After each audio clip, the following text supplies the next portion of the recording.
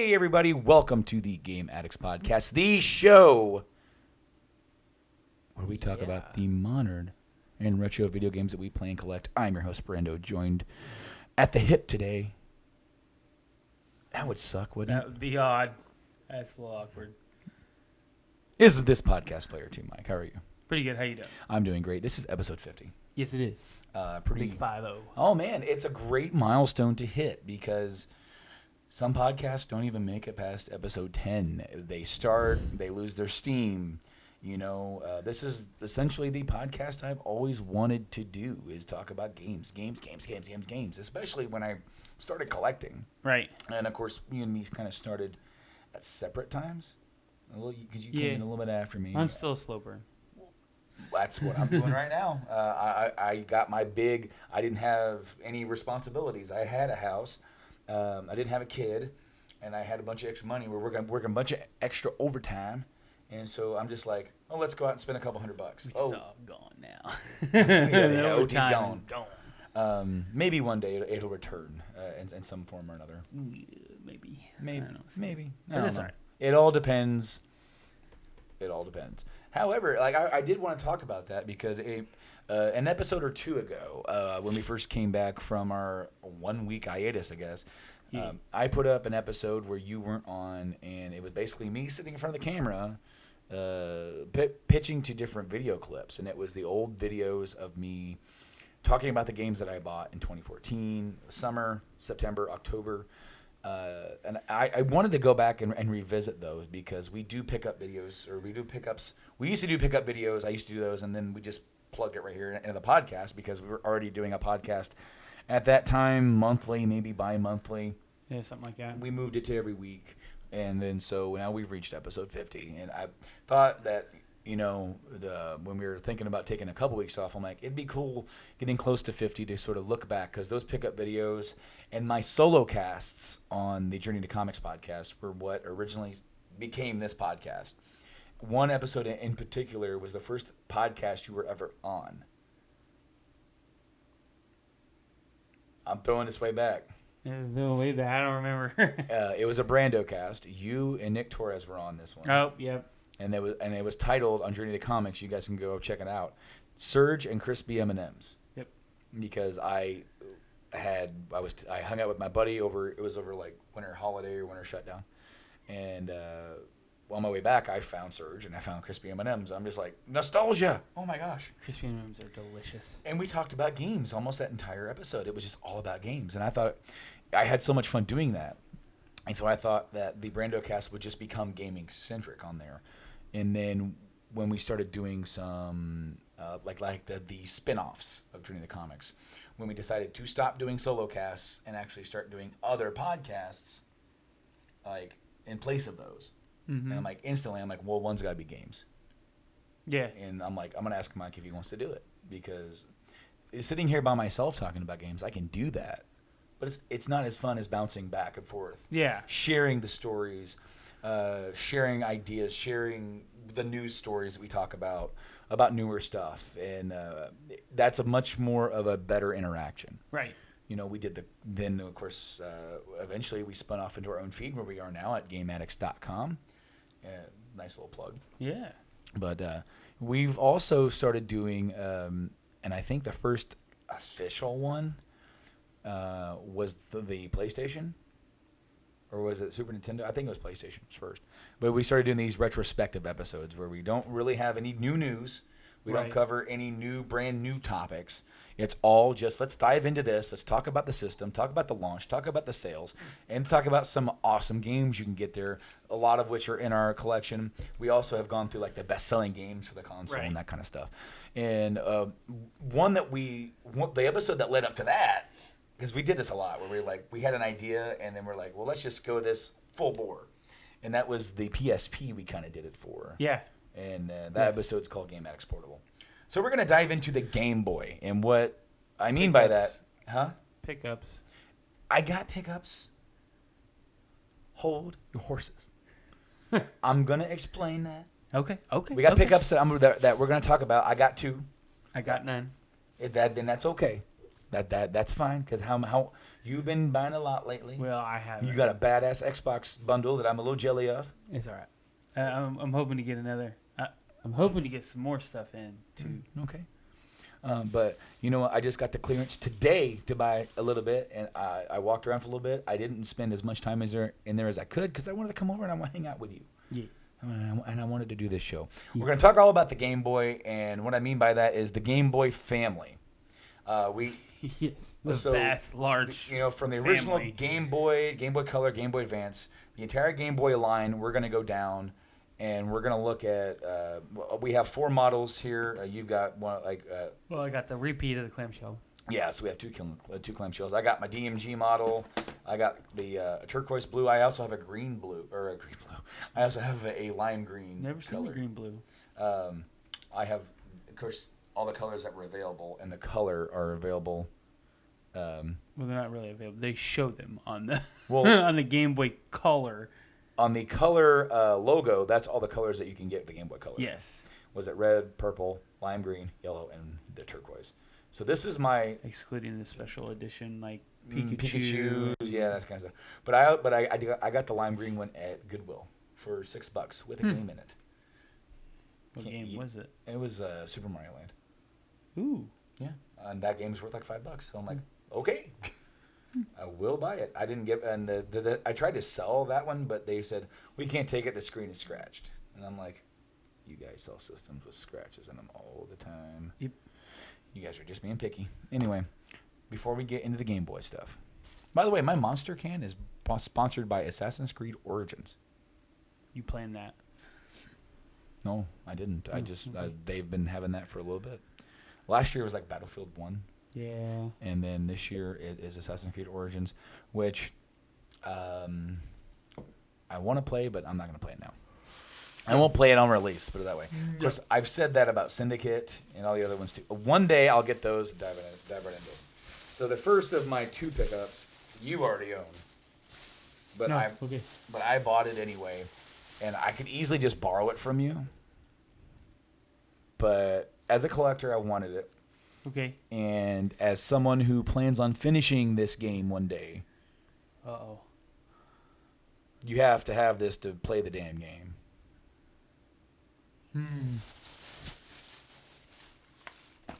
King's Glaive. Yeah. Final Fantasy 15, the movie.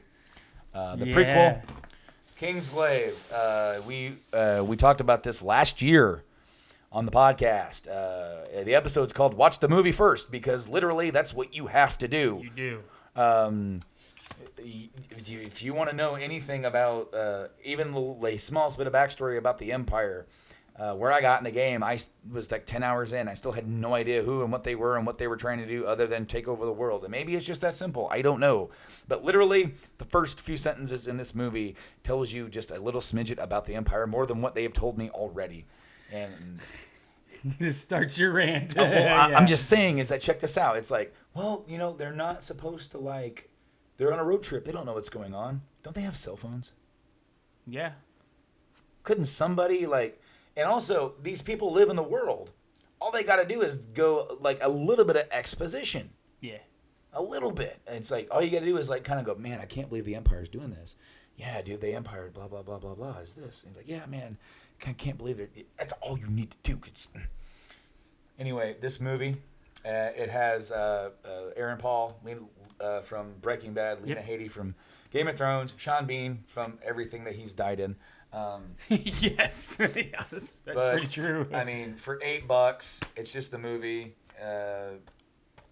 We watched it. I enjoyed it. I really did enjoy it. But you were angry as you watched it. I was angry at the same time because I could see how their attention was divided. Yes. And how you could have put this and 15 together, and you don't have to have the whole story of this in 15. But as we've noticed, they're trying to make this almost like a dynasty style. Like they're doing, here's the game, and then, oh, well, you really need the movie. Oh, wait, here's the specific mobile one, and then, oh, we're just going to go ahead and make Final Fantasy 15 mobile style. Yeah, the really simplistic one, I can't remember what they called it. But it was the one with like the chibi. We watched a trailer for it. Oh yeah, that's Riding through. That's the mobile version. They're making the entire game Final playable on 15 mobile. will be Which you know mobile. what? If they put that on the Switch, I might buy it because the battle system. It's way better. Well, I think it's better. and all you gotta do is tap. You're tapping your. I enjoy. Like I said, I really enjoyed the battle. I really enjoyed it. This story just. I wanted to give it the benefit of the doubt because I still have yet to finish it because it fizzled. Got to a point and you're just it jumps from one portion to the other without any information. You go from this to this and this. What's going on? Mm-hmm. Well, you know what? This has been in there for a little while. I've seen it. Yes. I've walked past it. I've talked myself out of it. Shook your fist at it a few times. Yes, I did. I did. Yeah. And so I picked it up today going, maybe it'll ring up cheaper. That was my idea. It did not. No, Oh. no, it did not. This next one, though, I've been looking for this game for a long time. I'm excited for this one.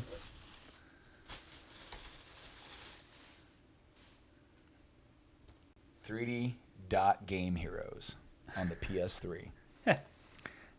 This game, I got it for $17. Oh wow. Okay. That's a little high. It's a little high, but this game is, it's actually not bad for the price for what I've seen online. It goes for about $30 brand new. And what this is, and I'll read right off the back. Return to the golden age of gaming and embark on a nostalgia-laden pixel hero's quest across vast 3D landscapes and mysterious dungeons to save Dotnia from a legendary evil. What this is that you create your own hero. Yeah. You can even see in the back. You can actually make your own hero. This is a 3D version, newer style of Link to the Past. Bullshit. Type Zelda. Really? And when you power up your sword, it becomes really long. It gets really long, yeah. And it becomes like a Buster Sword, and you can swipe out everything. But yes, it is like a 3D version of that. Huh. And I've seen gameplay of it on other YouTube channels and stuff like that. And I've wanted it. And at Taxmas, I completely forgot to buy it. It was on my list. I completely forgot. And I went and bought like a PS4 headset instead. And I'm like, when it was all said and done, and I was looking at wishlist stuff, I was like, I facepalmed so hard. There's actually a full-fledged manual. Full-fledged manual, and it's got pictures in there too. That's what I'm looking for because I want to see the weapons. Well, I don't know how much of it is like a Zelda. It is inspired heavily by Zelda, so I don't know if it's got like boomerangs and crap like that, but the actual gameplay style of the sword play and everything. It's weird because it says the descendant of a legendary hero, but his bloodline has remained hidden in an isolated village until the day they must rise again to combat evil. And then, so are these different characters you can pick? Because one of them's a scholar. Or are these just random people in the? So I think these are just random people in the game. See, because that's the hero, or that's the. This is the hero. That's the hero. So then these are other characters that you. Right, because you got like the king, the princess, the dark bishop. I have a name I can't pronounce. Huh. It is unique. I've been on the hunt for it for a while. I saw it once in the Devil's Playground when I didn't have any money for $20, and I got it for a little bit cheaper. Dash attack. While we're dashing, hold out your sword, but remember, running with sharp objects is never a good idea in real life. Yeah, so it's got a boomerang, a bomb, arrows, wire rod attached to wooden pillar. So it's a hook shot. Hook shot. Boom. What I say? This will encase your foes in a terrain of ice. Frozen enemies can be felled with a single strike as a reflex. So these are different. Mm-hmm. I mean, it's a little different, but look at what it's directly inspired by. Yeah. That's all they're showing for the weapon. Boomerang bomb. It may be a little bit more simple then, but And look, key, blue potion, green apple, red apple. Oh, max icons. You pick these up to extend the distance of your sword. be really fun to stream one day. Yes. For a price, the blacksmith can strengthen and add abilities to your swords. What do you know? But I like the way it says swords. So that means there's more than just your one. Huh. It's interesting. Yeah. I thought you might be interested. Like once you finally got it laid out. Yeah. Turn that Atlas. I don't think that. And then the rest of it is like another language. Yeah. It's like French or something. That's interesting. Yeah, I've been on the hunt for that for a long time. I'm very, very, very happy to have found it in my local store. Hidden in the very back part of the PS3 section. Maybe they put it back because you would think numbers would be up front. This is like back in the T's for 3. Somebody probably picked it up and walked around with it. They could have, but I'm very glad they put it back. I also looked at the PS3 copy of the FF10 and 10.2 HD redo. Yeah. And it was only like $7, and it was the collector's edition or the collector's edition version that had the art book. Oh, that's cool. And so I sit there and I looked at it, and then I looked on my phone. And I'm like, is there a real difference between PS4 and PS3? And there actually is a slight difference. Now, what they did is that when they ported it over to PS4, they actually took advantage of the more horsepower. Mm-hmm. So you could actually see in pictures, well, the PS3 version and PS4 version, it was a lot sharper on PS4. I guess they enhanced a lot of stuff. Right. Character models, background stuff. They enhanced it. So I'm like, you know what? Because I have it on Vita, that's where I wanted it. But I think it'd be cool to be able to switch your save back and forth. Yes. That whole thing. I love 10. I love FF10. 10.2, not so much. Battle system's cool. I love how they do a really cool version of like the job system. Yeah. And you can switch your job and your sphere mid battle. I think it's awesome, and I really wish they would use that system like in another game, like a newer game maybe. Hint, hint.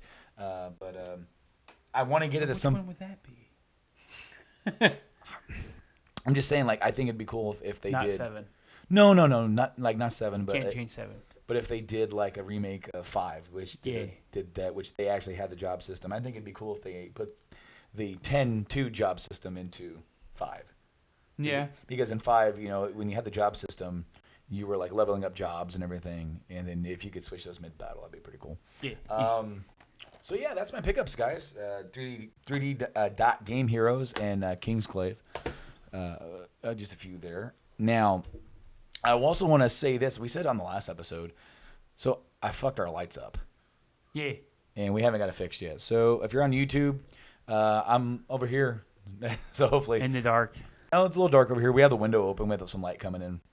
Like the old days before we started using the lights. And multiple lights on in the room. If you're on podcast services, guess what? This don't affect you. So just you don't listen care. in and hear our sexy voices. I think your voice is sexy, Mike. Wow. This just got a little weird. Podcasts have to get weird sometimes. That's true. So we're going to talk about the Game Boy. And this is not my original Game Boy. This is the original DMG model. I know where mine is. I mean, this thing is massive. I've tried playing on this one. It's hard. It sucks. Not into it. No more. This is actually Matt Milliken's. He donated this to me. Yeah. He donated this, and I think he donated like Centipede Millipede. He said his dad used to play it. Huh. And it's pretty rough. It is rough. It has seen some play, and so I have it around for collector purposes at this point. But that's pretty much. Hey, just be thankful it doesn't weigh as much as the Game Gear did. Yeah, I mean, of course, the screen, it's a black and white graphics, but they're on like a green, like overlay type screen, so it looks kind of like, it just looks gray and black. Yeah. Or no, green and black. Now, this was released in Japan April 21st, 1989. Over here, it came out just a few months later, July 31st. 89. I did not get mine until shoot. 93, 94. I still need to get my first game ever for that system. Yeah, it was Killer Instinct. I couldn't remember if it was that or Mortal Kombat. My first game, when I got mine, okay, so my mom got it at a garage sale. And it came with a zipper-up carrying pack. And it had a magnifying thing. It had an AC adapter, I want to say. Which that's not the AC adapter. Where is it? Is it over here? Extension. AC adapter is over here on the left side. Mm-hmm. Right by the contrast. So it had an AC adapter, and it had a little small collection of games, which of course was Super Mario Land, Caesar's Palace, Turtles Fall, the Foot Clan, Super C. Really? Mm-hmm. So it was like, the Contra. Or no, I'm sorry, Operation C. I was going to say, I think it was Operation C. Super C was the NES version of that, but yeah, Operation C. What are you doing, dog meat? Hey, puppy, how you doing? Yeah, it's just like him. Man, I can't remember if that was it. I think that might have been it. But I got like a little small collection, and Hey, no. And that's kind of, buddy. If you want to be on the podcast, you gotta come over here, pal. Hey, come here, bud. Hey, how you doing?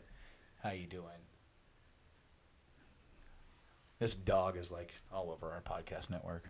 Oh yeah, just hanging out. So yeah, man. Garage sale, got my first DMG unit. Thought it was the greatest thing ever. I really did. Like, I was like easily impressed. So, I think I've said this story before. I think I said it on the last podcast, but when I got mine, I played the crap out of it. Mm-hmm. So I always used on Killer Instinct the skeleton guy, whatever his name is. I can't remember. I can't remember either. A lot of people use him because in the Super Nintendo version, you could transform him into Iodon, the final boss. You could transform into him. But I used him just to beat the game. So my goal forever was to beat the game without ever being hit at all. Mm-hmm. Which you could do with him because you could throw your shield up. Last boss. Last attack. I've been trying for weeks and weeks and weeks. And he hit me as I made my final blow. And I got mad because I was only like, jeez, I don't even know how old it was. See, 8. Boom. Head to screen. And it just turned everything into that, how they used to back in the day, like when you broke the screen, it all turned black. Everything was black, and you could see like all the stuff coming out of it. So I instantly dropped it off my bed because I had a bunk bed and jumped down and ran in upstairs and told my dad, I was like, I dropped my Game Boy. I need a new one. He just looked at me like, no. And I never got another one again. Oh, that sucks. Yeah. Sorry about your pain. My original. You get out of there, Ziggy. You're not going to be on this podcast. Yeah, No. he is. No. He's like, I like your bag. Put my games back in my bag. How about that? And I'm gonna put it on the table. But yeah, that was my original Game Boy. Eventually, I got the clamshell. Of the advanced? Yes. Okay, it's because I had the original model of the Game Boy, and there was the Game Boy had a couple different revisions for the original hardware that came out. Couple. And well, because the first revision was the ones that were see-through. Yep. And they had a black one, and a yellow one, and maybe a red one, maybe a green one is as well. But I believe I had it here. The Game Boy, not that one. It's up here. It's called the Play It Loud series, released in '95. Huh. So 6 years after the original model was released, they finally said, let's throw out some different ones. So they released ones, and they had to, as I said, a bunch of different ones.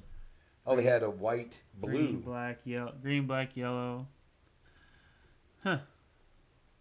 But the Game Boy Pocket, which is basically the original, shrunk down. To about this size. Yeah, about this size, about the color size. The color is just slightly larger. But the Pocket was a little bit more square. Right. I had a buddy that had one. And it ran on... the original model runs off of 4 AA batteries. Holy crap. I do not miss the days of the battery. No. Let's put it that way. Now, the Pocket ran off of 2 AAAs. How you doing, Kitty? That Kitty is trying to interrupt us and be on our damn podcast. How dare you? Trying to talk about the Pocket, man. If you're up here, he wants your attention because the dog's not up here. Yeah. The Pocket has a smaller link port because that was something that with the handheld that they introduced was the link cable where you can battle each other to 2-player games. Right. Which is actually pretty cool and innovative way to do that. Now, granted, you would each need a system. Right. And each need a copy of the game that you were doing that with. But you would have the Pocket one was notoriously, it's like, hey, this is a new version of the link cable that you're going to have to then use this thing to connect to your original. Yeah. Something we had issues with playing Pokemon much later. But then something that the Pocket did is that it actually had a real black and white screen instead of the black and green or whatever you want to call it. Here on the Wikipedia here they call it pea soup. Yeah. So yeah, I've never heard of that term used before. However, here's one that I almost bought once because they had it here at our Game Exchange, which no longer exists here. The Game Boy Light. Now, the Game Boy Light was basically a model released in Japan that was slightly bigger, around the same size as the Pocket, but it had a luminescent backlight. Mm-hmm. It was the first backlit Game Boy. It was still in black and white, but then you could play in the dark or hard to see environments. So they had it, and unfortunately, it was gone so fast. The cool thing about it is that it was also region free. Yes. With Japanese and U.S. games. So while it was Japanese system, you could play all the American games. Very badass for that. Now the games for this era, well, actually, you know what? Let's go and we're going to talk about sales. We're going to talk about the sales because the original Game Boy was introduced at a U.S. price of $89.95. Yeah. Of course, in the year of 1989. The units sold.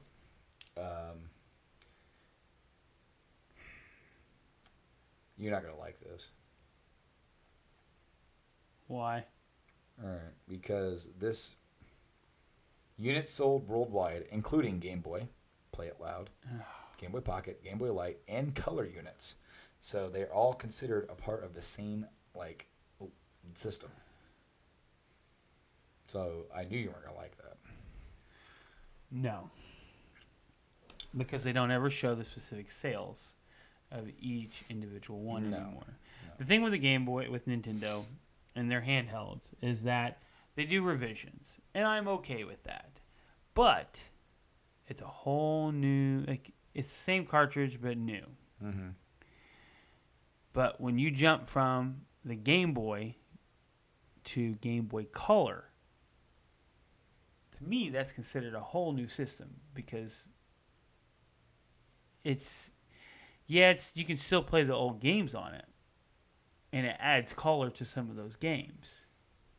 But essentially, it is a new system. It is because the Game Boy Color model came out in '98, so nearly 9 years after the original came out. And some of the old games do take advantage of the color, like you said. But there's also games that are unique to the color that do not work on the original console. And because the color, I'll just go through here and tell you what it says on here, because it actually says that the color the original Game Boy, it has a custom 8-bit processor made by Sharp, considered a hybrid between Intel 8080 and the Z-Log. That's not where I got my I know, handle you from. idiot. I know, it's Z-I. You idiot. I know. I want to see if this has color. This has... It has more. It has like... I just saw it, dang it. Where did it go? What are you not turning on for? Because it's not charged. That's wrong. I just saw that it has like double or triple the processing power of the original. And it has some more RAM in it. Kirby's Dreamland will not turn on in my system, my clamshell. See if you can turn on your clamshell. This version?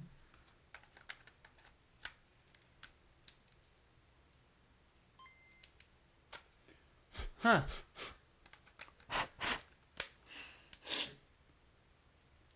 Still not wanting to, it's not wanting to work. I like how we blow in them still, and yet What's it say right on all the cartridges? Do There it not is. blow. Is it in color? That's all I wanted to see. oh dadgummit, it It won't play. better. I played it not that long ago. On that? I don't know. There it went. It is in color. Yeah, because then yeah, I had this game. he's in pink, and and then you have the The floor is... wow. It does not want to work. it probably needs cleaned. This one's a little haggard. I don't know. We don't have our lights. I can't. Right? I don't know. Like this one, I'm surprised this one plays. This one? Let's Well, well, fine. You do it. Well, You do it. Damn it. hey, this one does. No, it don't. Oh. It has a black bar. Anyways, continue. Yeah, no, I just wanted to say that, like, technically the color is not just a revision. The color is like in modern times, it would be like the new 3DS. Yeah. Yeah. Where it actually has like, more RAM and more things and then the exclusive games.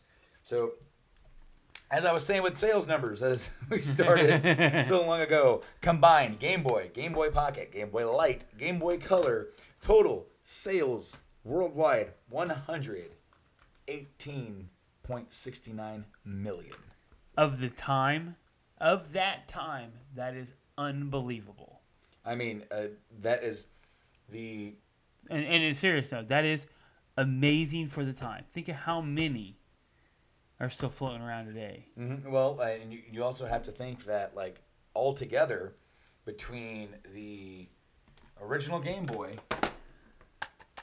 and then the color was discontinued in 2003. Right. And so there was obviously still retail units.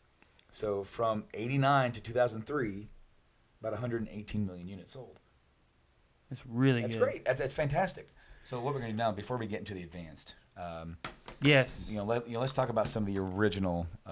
Which I only own 2 currently. Well, shame on you, I guess. No, don't shame me. Don't shame me. Because Shame. the ones that I want, Shame. you keep buying. Shame. You bought that one from me. This one? Yes. Kirby's? Yes. Bought this from you? Well, you didn't buy it from me. We were at Disc Replay, and you saw it, and you're like, mine. No, it was 2. No, it was one. It was one. It was one because I didn't want to. No. You know why? Because this is my original. Really? I haven't rebought Kirby. No. No. That's my. I have a few games here that are still my original, and most of them that are not. But but no, this Kirby's Dreamland is original. Kirby's Dreamland 2. I snagged this because I saw this at Game Exchange, and it was gone when I went back the next day. Yeah. And that was back like last Christmas when I was doing GameStop. Hey, give me that game. You didn't bring it up. We got you distracted me by okay. throwing out accusations. So you know what? You got 2. I got 2. Yes. You go ahead. So none of these are my original. I have no idea where any of my original stuff is. I think my dad still has it. That'd be really awesome one day. Yeah. Yes, it would. So what I talked about in the last podcast, Metroid 2, Return of Samus. Yes. Love it. Love it, love it, love it, love it. Final Fantasy Legends 3. Legend 3. So, first one I'm going to talk about is Final Fantasy Adventure, which is the first game Of this. of that. Yes. They changed it to Final Fantasy Legend at some point. On the second one. But Final Fantasy Adventure is technically the first game of the Mana series. Yes. If you, which goes on like Secret of Mana and all that. I've been playing. I haven't noticed this bag has been like right here, right in front of me the whole time. So, apologies for YouTube viewers if you can see me over here in the dark corner. But yeah, I picked this game up. I've had the opportunity to buy the second one. That was up north, and that was part of the. Only had so much money to spend, and kind of doing this type of thing. Right. And I think that was right about a year ago, when you were going to go up with me, and then you didn't go. And because we were going to Family stuff for me. I might have been. It was family stuff. Because Rob ended up going with me. Yeah. Because we did like a big crossover thing where we crossed over Game Addicts with Foodies watching. I've never traveled for You haven't, man. for the podcast. No, and we really need to at some point when you can get time. I have a couple of spots already picked out, and one of them is Fort Wayne, because it's a large city, Yeah, hell and yeah. we could definitely hit that up. Hell yeah. At a lot of spots. But I mean, like getting together with some of the other podcast guys, which actually, hopefully, here in a few weeks, we'll be able to converge where we don't have to travel, and I have. believe that would be next week. It actually. is next week. Next weekend. I hope I hope all the stars align like they should, Yes. and we can work it out. I know that I'll be working Oh, that sucks. every week. Every weekend. That sucks. That's the life. But More money, more problems. but hopefully you can get out of there in enough time. Hopefully. I'd like to see them because they're coming to play. Right. I'd really like to see them play, but I hardly ever get to. 28th. Yeah. Are you They're- sure? They're they're- coming the 14th. They're coming here next week. They're playing in Fort Wayne and then playing in Indy. On the 28th, they're playing here in Lafayette at the place where Lafayette was. Yes. So, I want to see that. I'm going to try to make it to I that. want to say that's a Saturday. Yes. I'm going to try to make it to that. And they're not first on the bill. It doesn't seem like they're going to be like if you have to work, you should be able to get off enough time to go. Well, it should be enough time in general because they're not going to start that until like 5 or 8. I'll be off by then. But the thing is as long as I don't work Sunday at 5 a.m. Yeah. That's normally what happens. Anyway, so yeah, I just said Final Fantasy Adventure. So let's go on with Kirby. You already heard some of Kirby. Kirby's Dreamland. This is my original cartridge, and then Kirby's Dreamland 2. Must have been 2. Yes, it was 2 because I did snag it because Kirby's Dreamland 2 is the one that introduced, as far as I am aware, correct me if I'm wrong, but the whole powers Yes. type thing with the first one didn't have that. I played the crap out of the first one though. Yeah, I did too. And I have really enjoyed playing through the second one. Mega Man. I have Mega Man 1. Mega Man Dr. Wily's Revenge. And then Mega Man 2. I think they have up to 5 Mega Mans. Rob has one of them that's worth like $50. But basically, it is Game Boy versions of Mega Man. Yeah. Can't go wrong in there. Super Mario Land, which is not my original version. As I said, I got this one. This is the player's choice one. I got it in that lime green Game Boy Color. And then this is my original. I don't remember how I got this. I seriously don't remember how I got it. But I had this before, like when I started collecting again. And I had this when I was a kid. So I don't know if I borrowed it from somebody and just never gave it back. Or if somebody's like, you keep it. Whoever did that, thank you. Because Super Mario Land 2, the 6 golden coins, is probably one of my favorite Mario games. It's a fantastic Mario game. This is the one where you kind of have like a big open board where you can go around and you can choose which land you want to go to or which world. Yeah. And then you can kind of go in there. Or no, they called them zones, didn't they? Yeah, it's a zone. And you can go in there and you don't even have to do them all. You can do a couple and then go over here and do this one. Of course, the main enemy, this introduced Wario. Yes, and is that next? You have that? I have Wario Land 3. The Wario Lands I loved. Of course, the Super Mario Land 3 was the first Wario Land. But this is the Game Boy Color only. Yes. Is Wario Land 3. And I don't know what prompted me to buy this, other than it was just like, probably I was picking up a whole bunch of games and said, go ahead and pick it up. I was making sure that wasn't just a Sharpie. I still need to get Wario Woods. Yeah. It's a good one. Not for the system. I'll go here. Go there. So, Dragon Warrior 3 for the Game Boy Color. These are my only Game Boy Color only, along with Wario Land 3. These are my only Game Boy Color onlys. Right. So, Dragon Warrior 3, of course, Dragon Quest 3. This is a Game Boy Color port of the NES system, or for the NES. And they also have Dragon Warrior 1 and 2 that are on one cartridge. Right. Which when I went to go buy this, they no longer had that other one. This was up north. But, really cool RPG for that one. And then the Zelda Oracle of Seasons, Oracle of Ages. Yes. Really cool to have both of these, because essentially both of these kind of make up kind of one adventure. One adventure. That they do. Turtles 3, Radical Rescue, man.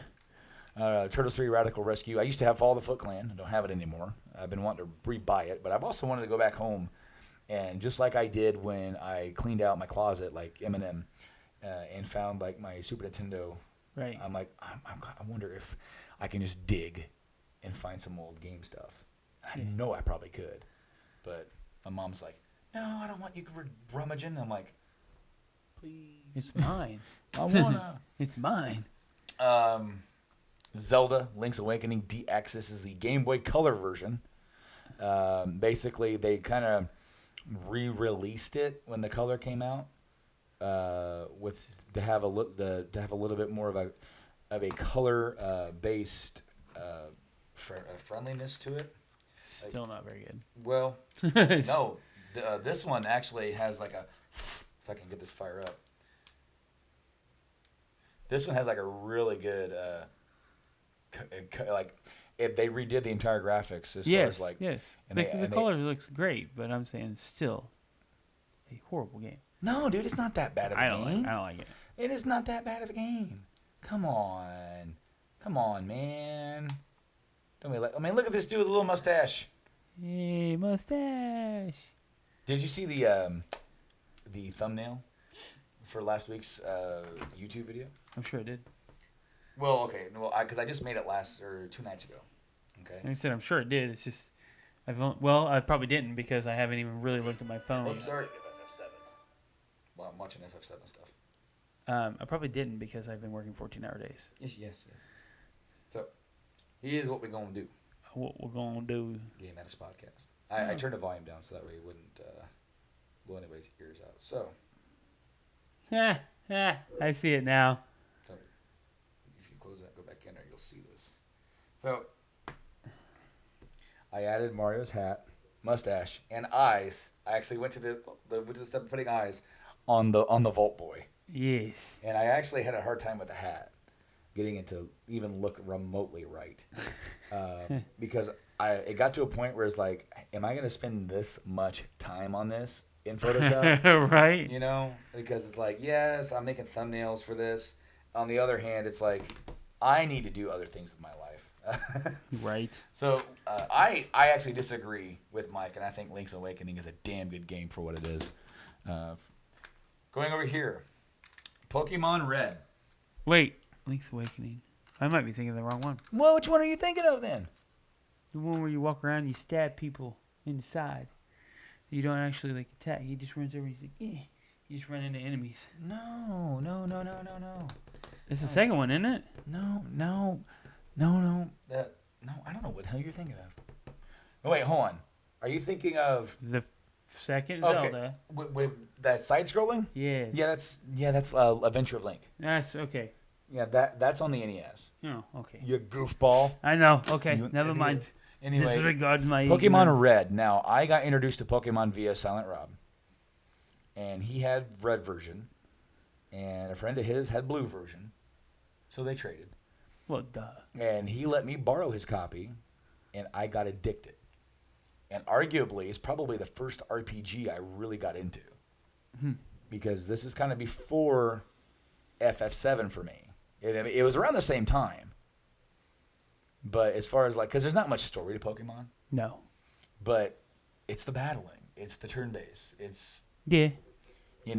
I never really got into RPGs on the Super Nintendo or on other systems where you probably should have played them until like Pokemon, and this was the game. So when Pokemon Go came out, I stopped in a disc replay, and they had this for $7, which is about half of what it goes for everywhere else. Yes. You got a hell of a deal. Got a hell of a deal and another one right up there. Yeah. Yes. I was there for that one, I Did believe. I need this? No. No, I don't. Because I have Pokemon Yellow, special Pikachu edition. It's the same damn game, but they change it to where instead of picking your starter, you're just given Pikachu, and which is actually kind of difficult for your first badge because he's rock based.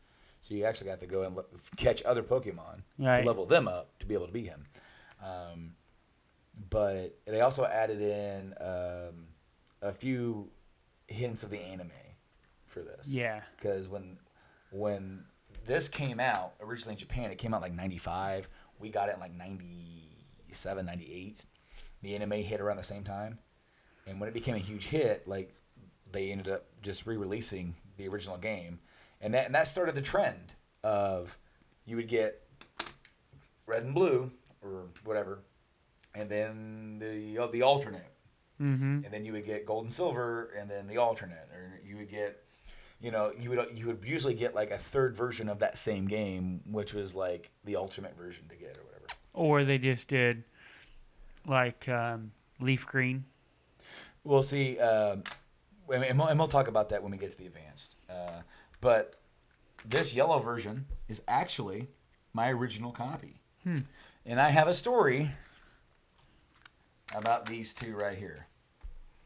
My color and Pokemon Yellow. So, Christmas. I believe this was Christmas of probably 98. So, by that point, I had played FF8 or FF7. Right. Because that's when I played FF7 was around. No, wait, I got my PlayStation in October, so I had not played FF7 yet. I played FF7 in the beginning of 1997 or 99 because my dad got a whole. I told that story on the PlayStation podcast that episode where I got a bunch of games from this dude that he worked with, and so I played. I remember playing 7 in the wintertime, so it must have been early 99. So when I'm thinking back and thinking that around the same time, Pokemon Red was played before FF7. Then when I got my own, I wanted to upgrade to the color because I played Pokemon Red on this thing. Right. Completely doable. But I wanted a Game Boy Color. Yeah. And my mom's like, "You have a Game Boy." I'm like, "But it uses so many batteries. It's so big on my hands." I love the way that you had that taped down. Yes, because it actually broke. It's so big on my hands. As I'm trying to like sell her on getting a Game Boy Color and a copy of Pokemon Yellow, because I wanted a copy that nobody else had. Right. Right. So. Christmas time rolls around. I'm opening up presents. And I get my brand new Game Boy Color. Sweet. I'm opening up the rest of the gifts. I didn't get Pokemon. And I had a good Christmas that year. And I was just like enjoying some of my other stuff. And my mom's like, "You're not playing your new Game Boy?" I'm like, "No, I didn't get a game." She goes, "What do you mean?" Like, I asked for Pokemon, and I guess you guys forgot or you just didn't get it for me. I'm like, "I can go buy it, though. I didn't have Christmas money to go buy it." And she's like, "What do you mean?" I'm like, "I opened everything, and I didn't get Pokemon." She goes, "I bought it for you. Where is it?" I'm like, "I don't know. You tell me. I'm excited now that I have Pokemon. I just want to know where it is." So we looked everywhere, couldn't find it. So I had a friend back then, really good friend at the time. He had got caught stealing from another mutual friend, either from him or from that guy's parents.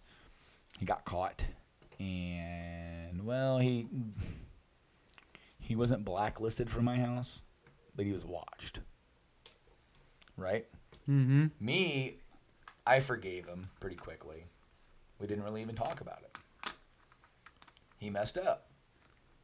My mom accused him of stealing my Pokemon Yellow. Not to his face. Not Right. to him. She accused him to me. Which I'm like, why would he do that? Why would he steal one of my presents from underneath the tree? Not knowing what it was. Right. She didn't really have an answer. But that's the only thing that she could think of. That he stole your presents. Because he obviously ends up just, I can't remember what he stole from that other friend. He stole like a lighter from, it was like an heirloom, some sort of family heirloom lighter. No. I don't know. He stole something. And she was basically that she goes, he's not allowed in this house anymore. I'm like, you don't even know if he actually stole it. Right. She goes, well, if he ends up with that Pokemon game for Christmas, I guess we'll know that he stole it. He didn't get the game. So you never found the game? Yes. Where was it located? Okay, so we went a day or two later. We went down because where I lived, you actually had to travel like 30 to 40 minutes to even get to a Walmart. Yeah. Like, it's not like over here where they're on every street corner. Yeah. Literally, and it wasn't even a super Walmart. It was like just like it had appliances, electronics, some movies, houseware stuff, some clothes. It was like more of a department store, right? Right. So like, and like for groceries, there was like some pantry stuff, maybe, right? Right. So, maybe some cereal, maybe some little Debbie's. I went there and I bought Pokemon, right? They were pissed. My mom and dad were pissed. My mom was probably more pissed than my dad. My dad was probably mad, but he's like basically telling her, "You just need to calm down. You're gonna bust a vein or something." That's kind of how he was. It's like my dad would, and it's funny because then he would get super pissed, and then mom wouldn't say shit to him. But when she would because she would hold a grudge about it, Right. and then she would just bring it up, and my dad's like, "Oh God, just stop talking about it, please." Anyway, I played my Pokemon game, and in my house, we put the Christmas tree up right after Thanksgiving, typically. Yeah. Yeah. And it's pretty much every- but we wouldn't take it down until into January, sometimes all the way through. Right. That all depended on laziness. We usually left ours, in this house. We put it up right at Thanksgiving weekend, and then we leave it up until February. And you know what? Because Joanna likes the lights. Well, exactly, and it's still winter time, so it still kind of fits. Christmas is over everywhere else, but it can still be a little festive, and it can just fit the look of the house, and that's kind of when we probably hit February too. So when we took down the Christmas tree, we found the game Under the Christmas tree. It was in the tree. Oh God. Because how did she feel about that? Very embarrassed maybe, because what had probably happened is she was home and in the bedroom wrapping the game, and I came home and she was about ready to put it under the tree. So what did she do? Tossed it, probably just to not be seen with it, right? Right. And instead of falling to the bottom of the tree or being tossed behind the tree, it went in the tree and you couldn't see it. That's funny. That's funny. So, really cool story about me and Pokemon Yellow. I love the game. It sparked my, pun not intended. It sparked my interest in RPGs, and probably why I fell in love with the Final Fantasy series as much as I did. But there are far more games for the Game Boy to talk about, even ones that we don't have or not have here, because I actually left some at home that really weren't worth talking about. But what we're going to do is that we're going to go through the Game Boy games, and we're going to look at the launch games. Do you know what the launch games were for the... No. Yeah, I would have known either. I know one, because that's one I had. I don't have it anymore. And what everybody got with it. Tetris. Oh, yeah. But also was available was tennis, baseball, alleyway, and Super Mario Land. Yeah. So, and then what we're going to look at is, you know what the top selling game was for it, right? For the Game Boy, I just said it. It's Tetris. Tetris. Yeah. It was a pack-in, and separately, it sold 30.26 million copies. Separately or pack-in? Both. Total. It's combined. Now, I would probably have to type in something else entirely to type in to get best game. So what I'm gonna do? Good, because I'm gonna use the restroom. Okay, yeah, you go. Because my bladder got really small in this podcast. I've been doing really good. You have. It's been quite a few episodes since you haven't had to use the potty. When you come back, could you grab me a water? No. Okay. If I have one that's not frozen. Game Boy games. I have one that's not frozen. Awesome. Thank you so much, sir. All this talking is making me quite parched. So, I'm going to look up the best-selling Game Boy games of all time. And I don't think this is going to include color. It might, though. So, just bear with me. A total of 50 Game Boy and Game Boy Color games sold 1 million or more units. Of those, 19 titles were developed by internal Nintendo divisions. Aside from these, developers with the most million-selling titles are Game Freak, Rare, and Toes? Is it T-O-Z or T-O-S-E? Toes or Tosei? With 5 games each in the top 53. So what we're going to do is we're going to look at the top selling. Of course, what we said before is Tetris is the top selling at 35 million copies. Pokemon Red, Green, and Blue. All together? Yes, because they're really the same game. Which is different. Now, Pokemon Red and Green are the colors in Japan. So, and Blue is basically green. Right. Okay. So, total copies of that is 31,380,000. So this is this list of best-selling games are also including Game Boy Color games, which I was hoping it wouldn't, but it does. Game Boy Gold and Silver is number 3. Game Boy Gold and Silver? You mean Pokemon Gold and Silver? Pokemon Gold and Silver. My bad, dog. I was like, wait, what? My bad. Game Boy Color. Of course, that's a Game Boy Color. He has a ram horn. He has a ram horn? It's like it's some type of horn. I don't know. I just keep calling it ram horn. I thought it looked like a big, like a raptor claw, almost from like Jurassic Park. Yeah. 23 million for Pokemon Gold and Silver. Super Mario Land, 18 million. Pokemon Yellow, which is counted differently from Red, Blue, and Green, apparently, is a 14.6. Super Mario Land 2 is number 6. That has 11.1. 0.2 probably. Pokemon Crystal. Pokemon Crystal, I think, is the Pokemon Gold and Silver. Oh yeah. That one. And that one. Now, Pokemon Crystal. That one comes in a Game Boy Color type case. Now the casings are different, guys, for original Game Boy and Game Boy Color. The Game Boy Color ones have a more of a see-through cart. Are they all that way? Yes. Okay. The ones that are Game Boy Color 100% only are like this. Meanwhile, you have cartridges that... They also have a standout. Instead of, in the original Game Boy games, they have an indentation where it says Game Boy. On the color, they actually stand out. Yeah, they're like more they're like convex instead of concave. Yes. Yeah. Which, okay, so Pokemon Gold and Silver says it's Game Boy Color game, but they are released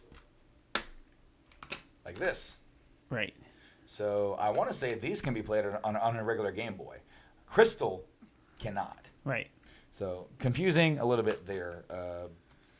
Dr. Mario, 5.3 million. Pokemon Pinball, 5.3 million. That's surprising. No, it's not because Well, it's Pokemon. Because it was like literally you could put Pokemon on a pile of shit and it would have sold back then. Yeah, that's It was true. the biggest thing you have like ever seen. Yeah. Like it was Pokemania in the late 90s. But Number yet 10. I never touched it. You know what? They're good. I played the game. I watched the first full season of I the hate anime. I watched the first movie. First movie is compared to the anime, it's not bad. Even to this day, I think I watched it like maybe just a few years ago. It was on Netflix, and I watched that first movie, and it wasn't terrible. Super Mario Land, Super Mario Land 3 is at 5.2 million. Wario Land, yeah. It's the first one, and then from there, Kirby's Dream Land, Super Mario Brothers Deluxe, which is the Game Boy Color version of the original Super Mario Brothers on the NES. Yes. Zelda, Oracle of Seasons and Ages, Donkey Kong Land, which is the Game Boy version of Donkey Kong Country. Yes. It's like a bit different. Zelda Link's Awakening, which is not Adventure of Link. I know. It is Link's Awakening. Started off as a Game Boy port of Link to the Past. Yeah. And then it ended up just becoming something. That's why it took me, because I was like, wait a minute, that's not the same. It's not. Pokemon trading card game. I always thought that was always goofy. Like I actually played the pinball game, or spinball, whatever it is, it's a pinball game. It's cool, but then the trading card game is like now I have a video game version of the trading card game. Yeah. Okay, F1 Race, Yoshi, Donkey Kong, Yu-Gi-Oh, Duel Monsters 4. I'll be specific. So, top 20 games for the Game Boy and Game Boy Color. Now we're going to go to the Game Boy Advance. So because this is a great system. Absolutely. In my opinion, this is a great system. The first one, not so much.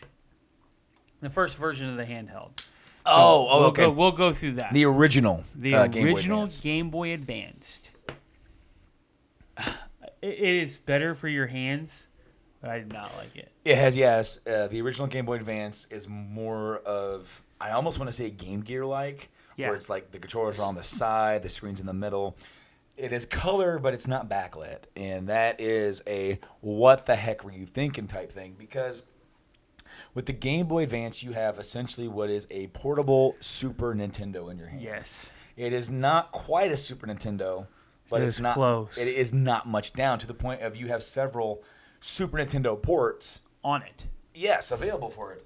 And the Game Boy Advance came out. Which I believe I have here. Quite a few of those. I have a couple as well. It originally was released in Japan in March 21st, 2001, June 11th, 2001 over here. And then the original version was an indigo, same as the same colors like as the GameCube. Yes. That came out. The buttons, they added 2 more buttons. The original Game Boy had an A and B button, and now these have shoulder buttons. It has L and R. And then it was available. The advanced models were available from 2001 to 2010. Yeah. Units sold through all 3 iterations, or actually, I guess you could consider it 4. 4. Would be 81.51 million as of June 30th, 2010. The series was continued. Did I say they discontinue? It was May 15, 2010. The original model ran on 2 AA batteries. It has backwards compatibility with Game Boy Color games, which is absolutely amazing. I think it is super awesome that they did this, because the Game Boy library at this point, between original Game Boy Color, if you have been playing Game Boy, like now, just like when the PS2 came out, and if you're a massive PlayStation 1 player and you didn't want to get rid of your games. Yeah. Boom. Yeah. Here you go. This one of the reasons why I picked this up was because of the library. Mm-hmm. Like even when I first bought it was like, it's great. And I have a story about the first one I ever bought. Yeah. The clamshell version. Yeah. Now, which one is that? I don't know which one it was, but when I bought it, it's hilarious. So I was in basic training. Oh. And we found it up. So in our barracks, the way it is, if we were all male barracks, and we didn't have our individual rooms where you have a couple people in there. That's how most people did it. We had a chew a metal building, and we all slept in the building together. And we had bunk beds. So we were going through, and one of, like, our storage unit area, because we had like a little storage room, we weren't supposed to be in. Well, we got in it. And inside of it, it had all the stuff they had taken from everybody up to that point. Not in ours, but I mean, like, everybody since they had been in that building. Yeah, from before. So we all bartered. There's a bunch of stuff, and, like, whoever grabbed what, that was theirs. So, like, I would trade back and forth and sell back and forth. So this was actually found in the tiles in the ceiling. So someone else had gotten in there and was able to play and do stuff. So once we figured out we could get in there, we would just get in there and lock the door. And then nobody would come in there. So if you were on, because you had to have a fire watch, someone would just, one of the fire watchers would walk in there and do whatever they wanted to. We had a TV that had the old analog, like the rabbit ears? The rabbit ears, and we moved them around, and we got local weather, local news. And one of the guys found it upstairs in the drop down ceiling, and he's like, it had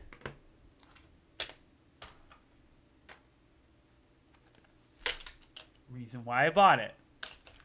Final Fantasy Tactics Advanced in it. That's where I played it.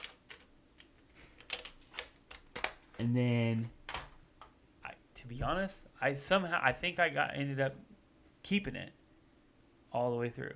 That's where I got it. I don't know whose it was, but it's no longer theirs. And it was a red one, too. Oh, a red SP? Yep. Now, I can't say which model number it was, but I think it was backlit because I could play it in my bunk at night. well, all right, because I never owned a Game Boy Advance at all until I started collecting. I played a clamshell model. It was the Nintendo. They released an NES version, and it wasn't completely backlit. It was front lit. So I believe my buddy of mine had that, and I distinctly remember playing that. And I just told this story on over on the Voice of Survival podcast. The first band practice night. If there's any crossover listening, here's a little additive story. While we were waiting for Nate to get off work that night to go spend the night at Jason's, I played Jason's Game Boy and his copy of like Super Mario Brothers. Right. That's also the night that I almost nearly shat myself. Bonus story, go check out the Voice of Survival podcast. I originally bought a silver SP, and it was front lit. And you were with me when I bought it. It was my first big foray into game. I'd already started collecting, but I hadn't got a bunch, and that was my year. I believe I might have told the story here. I made a deal with my wife where the year prior she got to the spendable amount of our tax return, because we always try to put stuff towards something. And then we were like, all right, now we can go kind of spend and splurge a little bit and get some stuff we want. Well, she wanted to get stuff for her photography business. So she said, I need X amount, but that means you wouldn't get any, but you'll get it all next year. And I thought about it and said, I'll get all of it. So we shook on it. And I was actually contemplating buying my first real championship belt. Because I'm a belt mark. I'm a wrestling fan, but even more so than that, even to some degree, I'm a belt fan. I like the the artistic value in a belt. I love I love the intricate details of a belt. Not even just for wrestling, but even for some MMA belts and boxing belts. I get off on that in some sort of weird way, where I sit there and I look at detail of belts, and I'll look at tooling of the leather. I'll look at the kind of plates that they used and the kind of coloring and the dyeing of them, as far as like are they just zinc, or are they nickel, or are they gold plated? I'm into it, as we can tell. And so I always wanted a real belt, because you can get the replica toys that look like, I have one. I got one of my favorite designs in that way years ago, but literally the strap is like a cardboard with faux leather over it. The plates are like super thin. And the real versions are like the plates are like that, like massive. And so I've often wanted to get the one that I have re-leathered on real leather because you can get that done. It's just I've never wanted to spend the money on it. Right. Because collecting belts is expensive. Yeah, tell them how much one belt costs. At least $1,000. And so if I were to spend the entirety of what I spent that day, I would spend all of it on one belt. Right. Now, I'd be happy because I would get something that was mine. I would get, this is my belt, you know. And then I had my eye on so many other belts. I'm glad I didn't get into it because there's certain aspects of that belt collecting world that have gone up in price. Right. Stuff that I want has gone up in price. Very bad news for me. Right. Thankfully, I made the decision to collect video games. And it has been, while I have probably spent, I probably could have got a couple belts at this point, and had a pretty decent belt collection. I have even more games and more stuff that I want to play. So on my very first big splurge, and I spent a bunch of money in one day, I got a Game Boy Advance SP. And later on that year, in fact, in episode 48, when I had those couple of pickup videos, I talked about this. Oh, yeah, the 01. The 101. 101, yeah. And I bought this from the guy downtown, from the game shop down there. He had no idea about this. This is what. Hey, that's where I bought mine. I asked him if I could get it out of the case. I picked it up, looked at the back, saw it, looked at the price, and went, "Okay, I'll take it." And he goes, "Okay." I'm like, "Hey, can I just pop a game in there really quick?" Popped a game in, looked at it, played with the contrast button. Like, okay, it's good. And he was looking at me like he's like, "What did you look at back there?" And so I told him. See, he did the same thing to me. He asked me, I said, "Can I see that?" And he's like, "Yeah." I looked at the back, and I was like, "All right." He's like, "What are you looking at?" I said, "Well, it's model 1001. 101. And he was like, "Okay." And I was like, "Well, there's a difference. They are backlit. The other ones are not. These are the only versions that are." He's like, "Oh, so I should sell them for more." No. And I was like, "Well, not today. Not today. You're not, because the price you got on it is what you're giving it to me for." Yeah, and so I traded that one in, and I got this one, and I absolutely love it. It's more of a dark gray. Got the black buttons. The only thing I don't like about it is these buttons stick like nothing else. So, fun fact about that. This is the first Nintendo handheld that you could swap out the shells. Yep. And they go for stupid cheap now. Yeah. So that is an easy fix. Mine, I have to, because I will demonstrate for you. If you squeeze this, if every once in a while it won't work. So you have to squeeze it to get it to make a full connection. Oh, that sucks. So I'm going to take it apart and I'm going to resolder it all on there. But every once in a while, it's not so bad. But see, look, it doesn't work. Won't come on. Okay, and so then I turn it back on and now it comes on. I wanted to get into Game Boy Advance because all I had to do was take a look at the library.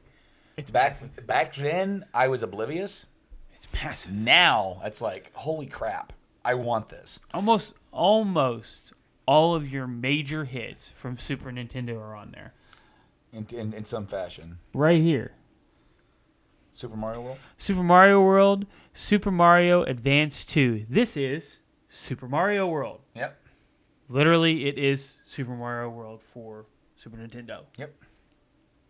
The button schematic is a little odd. Because of the lack, it's missing two buttons. Right. But there's two buttons that really aren't used. I mean... So it's not bad. But you have to use shoulder buttons that you normally use face buttons for. That's what screwed me up. But, I mean, we're talking... This here is one of the best Mario games. Absolutely. And you can get Mario... was it the 2, 3? Yeah. And then you can get the original one. And So, you can get all of them. And Yoshi's Island. You can And get Yoshi's that one Island, you can get them all on there. Where am I going to start? Here we go. I'll just start with this one. You mentioned Super Nintendo, right? Yes. So Mario Kart Super Circuit. Yes. This is basically this is the third Mario Kart game that came out because you had Mario Kart, and you had Mario Kart 64. Yeah, then you had this, and this is more like the original Super Mario Kart. In fact, it is so much like it that it is essentially that game. Yes. Just brought in a little bit more. A few games in, they've added a few more things, and yeah, come on, it's like absolutely fantastic. So my next one is one of my all-time favorite games for the system, Metroid Fusion. Yeah, Metroid Fusion, I got that one too. Yeah, what do you know about that? It is by far one of the best games on the system, in my opinion. There are a lot of great. This is a system that you can't really pin down what the greatest one is. Essentially, this is your sequel to Super Metroid in style gameplay. I would say in style gameplay, but definitely no. Other M is my sequel. Well, I'm not saying in terms of story. I'm saying okay. Like when you play Super Metroid and the style of gameplay, like this, like Metroid Fusion is basically the next entry in that. Yeah. In that style of gameplay. It is. Then you also have the remake of Metroid 1, which is Zero Mission, which is a 16-bit remake of Metroid 1. But it adds some stuff to it. It does too, and honestly, it is the version if you want to play Metroid, the original. Do not play the original, because you will stay in a tunnel for 5 minutes. That is one of my biggest angers of that, is that they did away with that in Metroid 2. You still had a lot of tunnels and a lot of ground to cover, but you weren't in a tunnel that to get to the next door took you 3 to 4 minutes to climb. From panel to panel, from your side scroller. Yeah. Basically, it just you wasted like 4 hours jumping from tunnel to the tunnels. I hated it. I just realized your cat is like directing us at this point. He is He's standing behind the camera with his mustache. Yes, he has the most awesome mustache. He has the half Hitler. So I mean, we've been talking about Nintendo property, so I'm gonna grab these two. And then I have nothing else but third party for Nintendo. Okay, I have first party. I have a lot of Nintendo stuff. Zelda, Link to the Past, and Four Swords. Yep. Hey, look, I got that one right here. Yeah. This is Link to the Past, and like you said, I think your pickup button to pick up rocks or whatever is like R. Right. So there's that. It's a little weird, but the big thing about this is Four Swords is multiplayer. Yep. And then the last one that I have for original, you mentioned it earlier, Pokemon Leaf Green, which is the first ever Pokemon remake, and they've done quite a few of those now. Yes. But as I said, there was a red and green, right? So there's Fire Red and Leaf Green. Yeah. And it is a 16-bit type remake of Pokemon, the original Pokemon. And they add in some new Pokemon. They add in some new areas. It's actually one of the most desired Pokemon games. Well, because it is just a reimagining of the original game. And everybody likes the original game. Exactly. And it is like it has everything that the original game has in it, plus more. Right. So there you go with that. And those are my straight up Nintendo made games. Yeah. Actually, no, I have one more. Fire Emblem. As I say, you got Fire Emblem over there. So let's see what else you got over there. Let me scavenge, because you might. Sure you don't have another one? Yeah, I'm sure. Okay. Well, that was published by. Actually, this is Nintendo. I was gonna say that is a Nintendo. And so is this. All right, so I got more. Fire Emblem. This has become a much bigger series now. So I haven't really forayed into it. It's like a tactics style of gameplay. It's also permadeath, so your characters die. Yes. Advanced Wars 2. Black Hole Rising. You have that one too? I have that one also. This is also a kind of a tactic style. This is kind of funny. Like this game has actually made me laugh. I liked it. It was a good game. And then lastly, we have now both entries in the Golden Sun series, but I only brought the first one just to showcase, just to say it. But Golden Sun, another turn-based. Yeah, I have those in the DS cases over there. Over there some ways. Well, because I don't have cases for those. Mm-hmm. I didn't really have room to put them in like the way that I hold these. These little clamshell cases are $1 for to all 3 games. Yeah. And really, there's not a really good way to carry these. There used to be, but man, you just can't. They're hard to find. I never bring more than 1 game at a time typically for where we travel. But like I have like a little tote or a little plastic tote that would go on a desk. I have that on my side table in the game room, and I just have all my games in there. So on the Golden Sun, we both have both of them, so there's no need to mention those. I think we have all these too. Yeah, I believe so. Well, because you've already mentioned Final Fantasy Tactics. Right, but I'm not going to go through that. We're going to go through the original, and I guess it's Capcom. Capcom? Yeah. So I got the Legend of Zelda, the Minish Cap. This is a great game. It is set basically in Link to the Past. Like, the map is almost identical, except you become Minish. And you roam around the town. So you run through some of the buildings, like where the people were at. And like, they utilize some of the cracks that are already there and all the shelves. Like, it all looks the same, but it's a little bit more detailed because you're smaller. So it's really focusing in on the smaller details. And you have to traverse through some of the buildings that way, which is really neat. And it's a very good game. I really enjoyed it. Haven't got super far in it. But I think I beat like the first 2 dungeons, so I haven't even actually got the Master Sword yet. Reasons. So, I'm looking at these.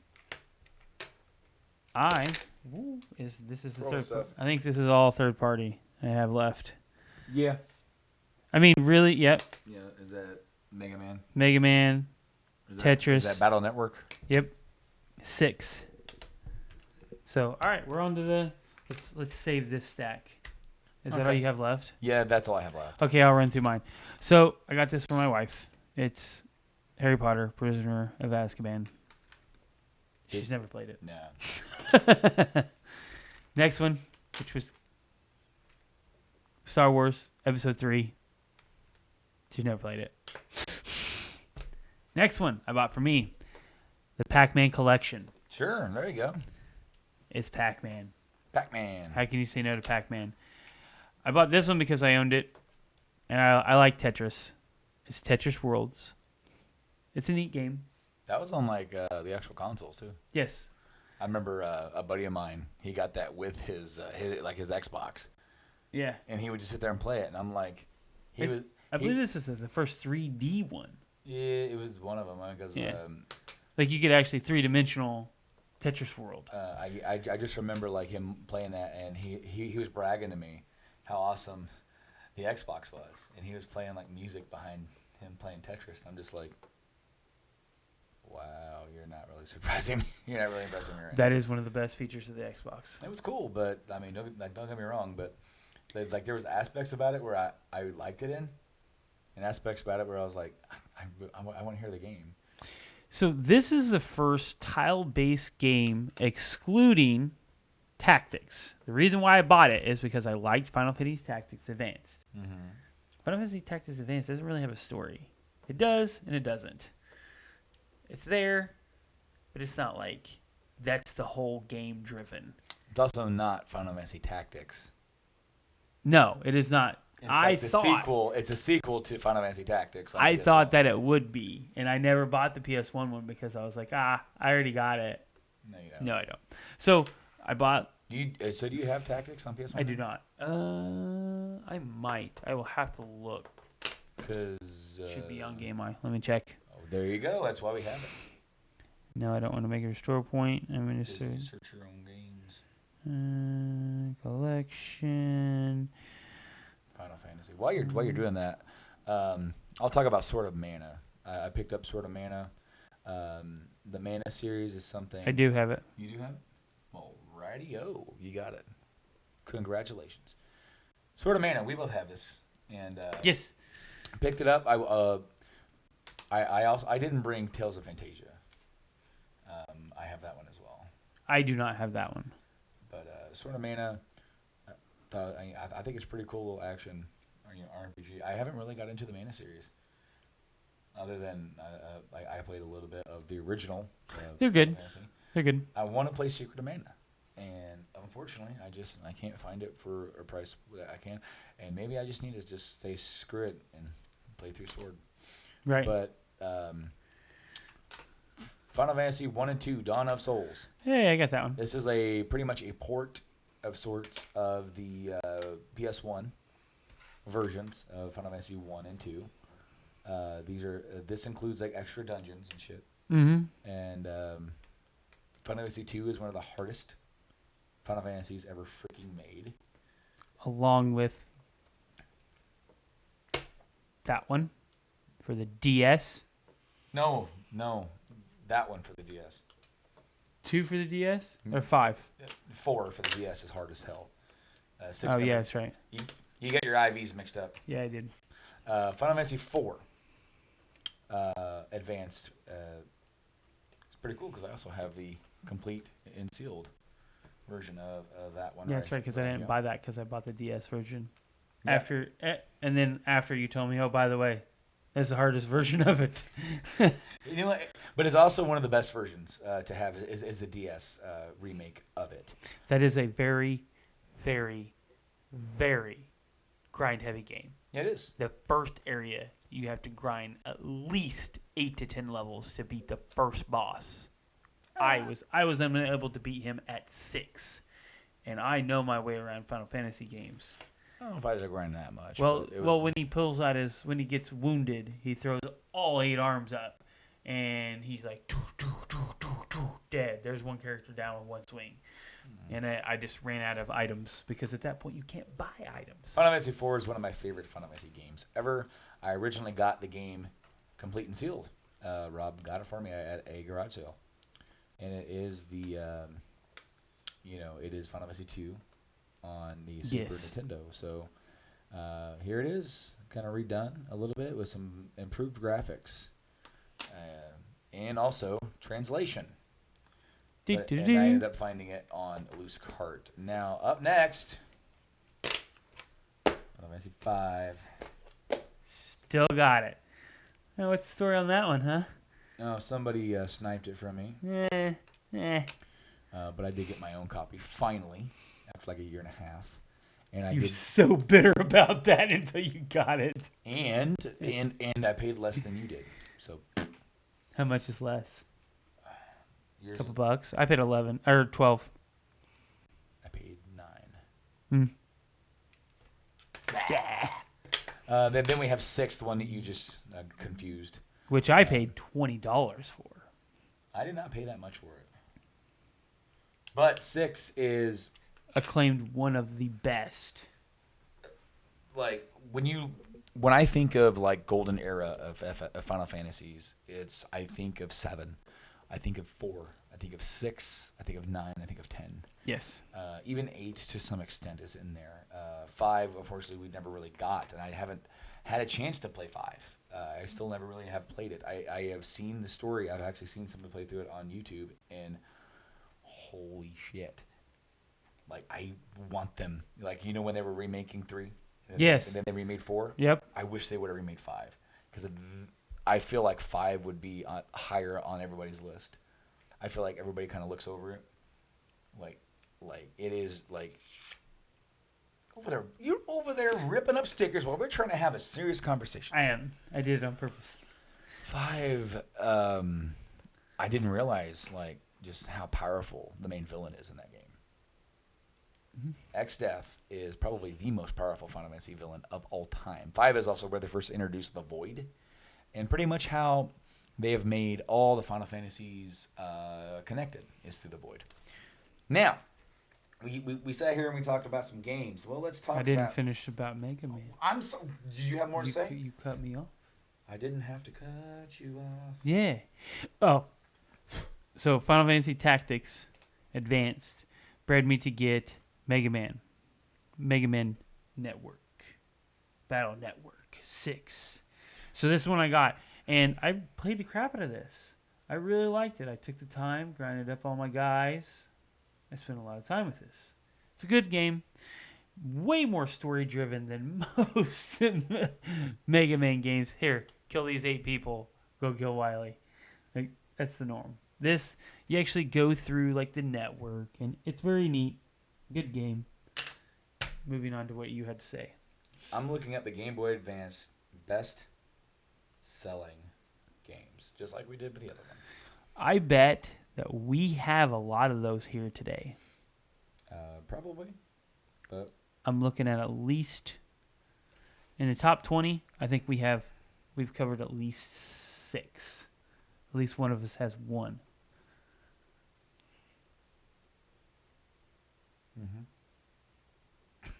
as I just. All right, so what's number 1? Just take a guess. Think Nintendo, think handheld. First thing that comes to mind. Tetris? Well, okay. Sorry. Think Nintendo. Think of late '90s and on. When you, not necessarily for you, but what does Nintendo always put on a handheld? Oh, it's Pokemon. Pokemon Ruby and Sapphire have the #1 best-selling game. Oh, on the I system. knew that. I figured that. 16 million. Up next, Pokemon Fire Red and Leaf Green. So there's that one. At 12 million. Up next, Pokemon Emerald. Which I think that is like the Emerald is the third game with the Ruby and Sapphire. That's at 7 million. Mario Kart Super Circuit is number 4 at 5.9 million. Super Mario World. Super Mario Advance 2 is number 5. 5 point. Just in this water. In this water. So there's that one. There's 3. Super Mario Advance, which is I want to say Super Mario Advance was Super Mario Brothers 2. No, it wasn't 3. It was 2. Dude, don't even bother. I have it right here because I can just click on that. It is 2. Oh, where's the picture? Super Mario in 2001, Super Mario Brothers 2 received another release. Yep, that's it. Yep, they did. So there you go. Nah. Yeah. Nah. And what system was that on? PlayStation. Super Mario. After that, so that had 5.6 or 5.5 million. Super Mario Advance 4, Super Mario Brothers 3, it's 5.4. Number 8, Namco Museum, 2.9. Number 9, Pac-Man Collection, 2.9. Number 10, Yoshi's Island, Super Mario Advance 3. That's weird. So Super Mario Advance is Super Mario Brothers 2. Yeah. Advanced 2 is Super Mario World. Yeah. Advanced 3 is Yoshi's Island. Advanced 4 is Mario Brothers 4 or Mario Brothers 3. It's so weird. Yeah, it's so weird how they did that. Number 11, Link to the Past. 4 swords or just? Yeah, okay. 4 swords. Because they all came that way. Yeah. Number 12, Pokemon Mystery Dungeon. Number 13, NES Classic Super Mario Brothers. 14, Wario Land 4. 15, Mario and Luigi Superstar Saga. 16. That's a good game. Yes, it is. That is a really good game. It's an RPG. It was actually like between. Yeah, it's almost you had Super Mario RPG, and then that one game split as far as like both of these games were inspired by RPG because like Mario and Luigi were inspired by RPG. Yeah. And then Paper Mario were inspired by RPG. Paper Mario was originally supposed to be RPG 2. Yep. Didn't become that, became Paper Mario, and then Mario and Luigi became its own separate thing. Right. Kirby Nightmare in Dreamland is number 16. Finding Nemo is 17. At what? How many sales? 1.8 million. Oh, okay. After 10, I haven't been saying sales. I did that on the other one too. Okay. Donkey Kong Country, which is the port. Right. And then 19, Minish Cap. There's our 7. And number 20 is Yu-Gi-Oh! Number 21, I'm going to say this because it's relevant, Golden Sun. Which we both have, yeah. 22, Tactics Advanced. Metroid Fusion. Kingdom Hearts Chain of Memories. Sonic Advance. Kirby and the Amazing Mirror. Dragon Ball Z and the Legacy of Goku. You know what? I actually have all 3 of those, and I didn't bring them. Huh. They are like an action RPG, and you have Legacy of Goku 1 and 2, which Legacy of Goku 1 is for DBZ fans. That's the Saiyan and Frieza saga. Right. Legacy of Goku 2 is the Cell saga, Android and Cell saga. And then the third game is just called Boo's Fury. It's Dragon Ball Z Boo's Fury, and it's Legacy of Goku 3. Right. And then, so I'm not going to say any more after that. Okay, I guess we'll go to 30. I'm not really going to, we don't have them. Pokemon Pinball, Ruby and Sapphire version, Mario versus Donkey Kong, and then Mega Man Battle Network 4. And then a bunch of WarioWare. The 36 is the next Golden Sun game. F-Zero Maximum Velocity's in there somewhere. So, one thing we haven't talked about, and that's this hardware revision. Yes. The Game Boy Micro. This is a tiny little fella right here. There's a little fella right here. And what's awesome about this is that, I mean, you want to talk about portability. That takes the cake. It does. And it is only compatible with Game Boy Advance games. Yes. It doesn't work with Game Boy or Game Boy Color. And I guess the reason for that is originally it was supposed to be able to play them. But when they were trying to make this the advanced stuff smaller, they ended up, I guess, and I heard this, so correct me if I'm wrong. They, on the board, there were 2 sets of chips, and they combined those 2 chips into 1 chip.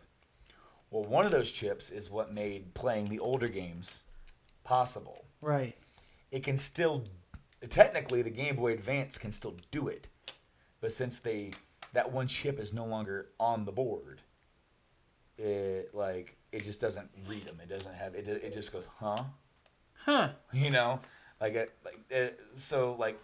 so far I haven't heard of anybody be able to go through and mod it to be able to, but I'm sure with enough brain power and enough mindset and enough knowledge, I bet we could now. I bet you could do it now. Look at this thing. I'll see if this thing will light up.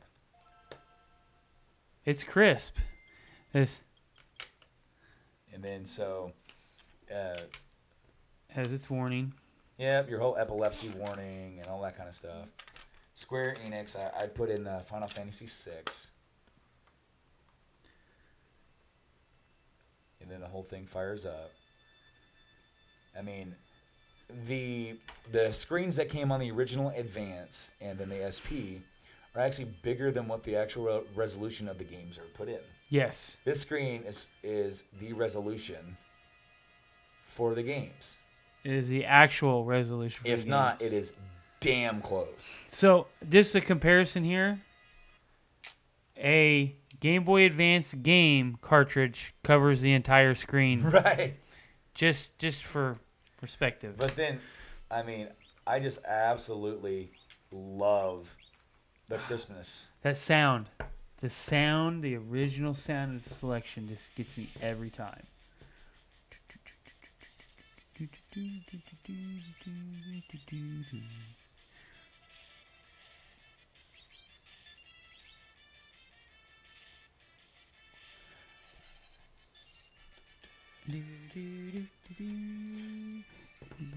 When I first got my Micro, did I need to get this Micro? No. I had the SP, right? Yeah. But I saw this, and it was sitting in our disc replay. It was like $60, and I had like $30 in my wallet. And I'm just like, I had $30 in my wallet, which wasn't a part of our budget. Right. So I'm like, out of our budget, all I have to spend is $30. So technically, it's cost me $30. It's cost me $60. I had no other use for that other $30. I'm like, why not?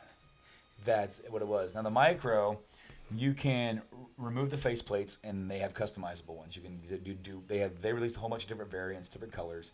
You're supposed to use a tool somewhere. I think it hooks in right here to get them out. Otherwise, if you do it a different way, you can risk actually breaking the faceplate.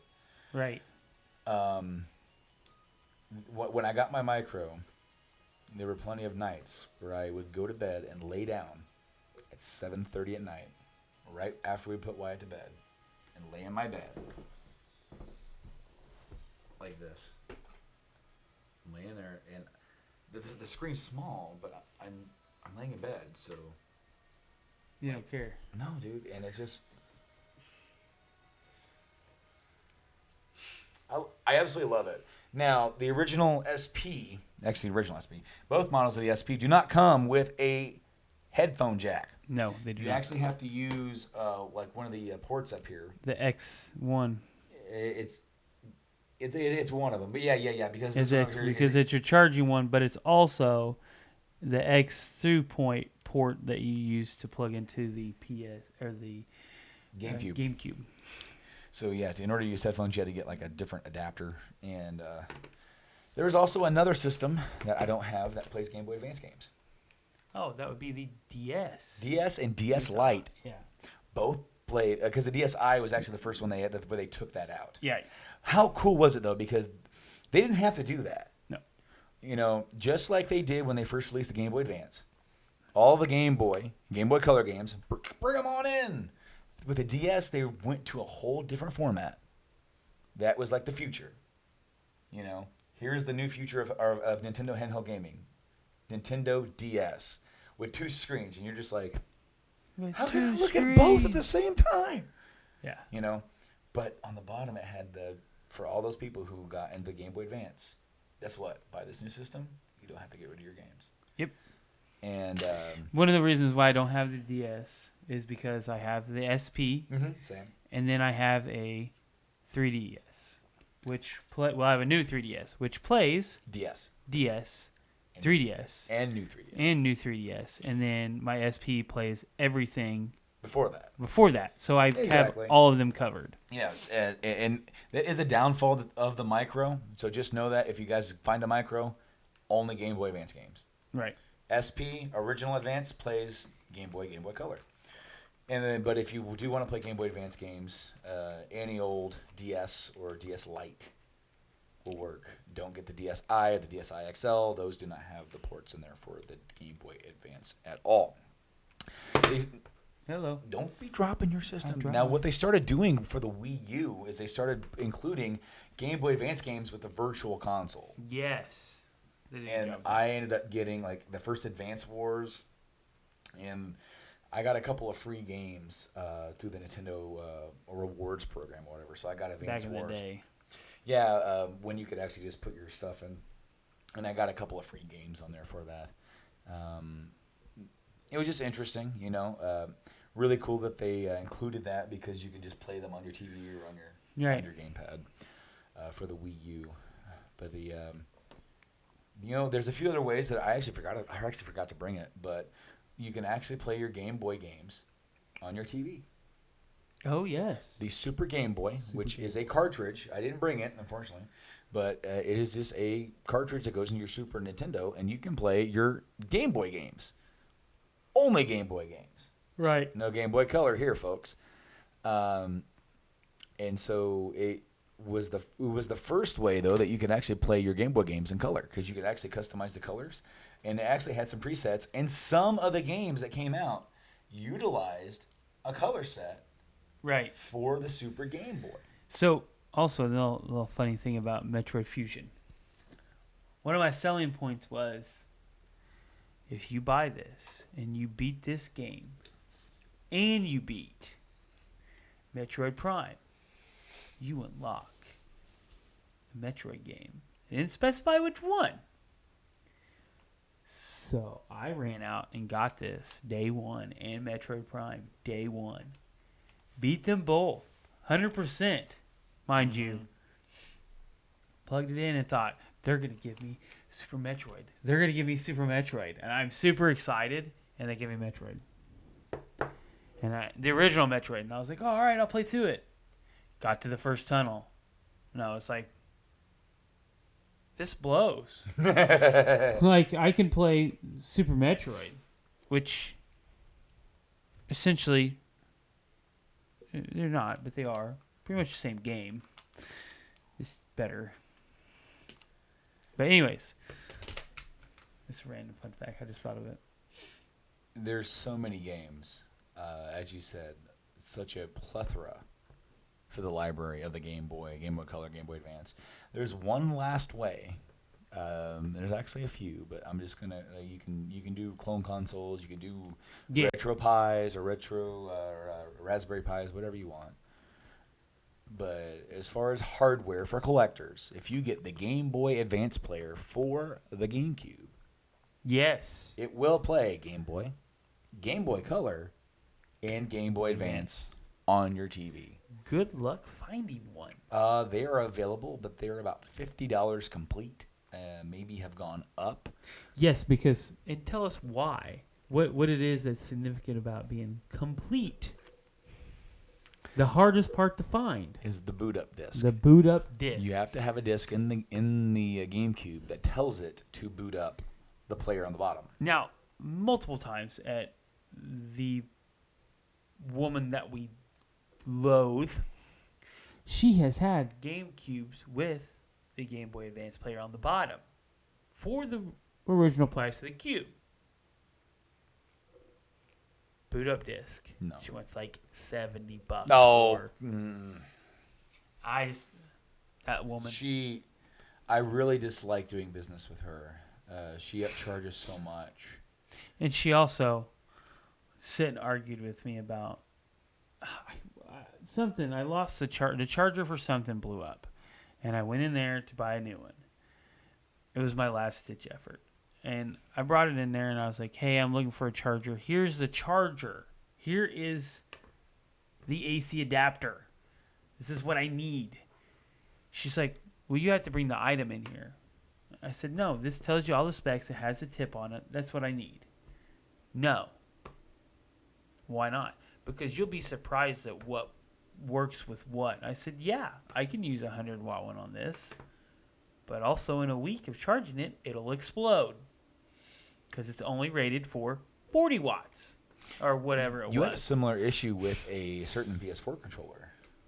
Yes. Getting too much watts. Too much watts because I had it plugged into the wrong. I had it in one of the new high-speed charging cables. I didn't know that it would. The controller still works, but you blew the LED module in it. Right, but it also got it so hot that I had to put the controller down. I thought it was going to catch on fire. I did take a look at that controller for you. Yes, you did. And on the front, where you have the charge cable for the USB, that passes through the LED area. Yeah. And for that module, and that connects via ribbon cable down to the board to the battery. Well, when that popped, it blew that LED because the controller still works. I got it to work. It recognizes it works fine. Right. However, that LED no longer works. Right.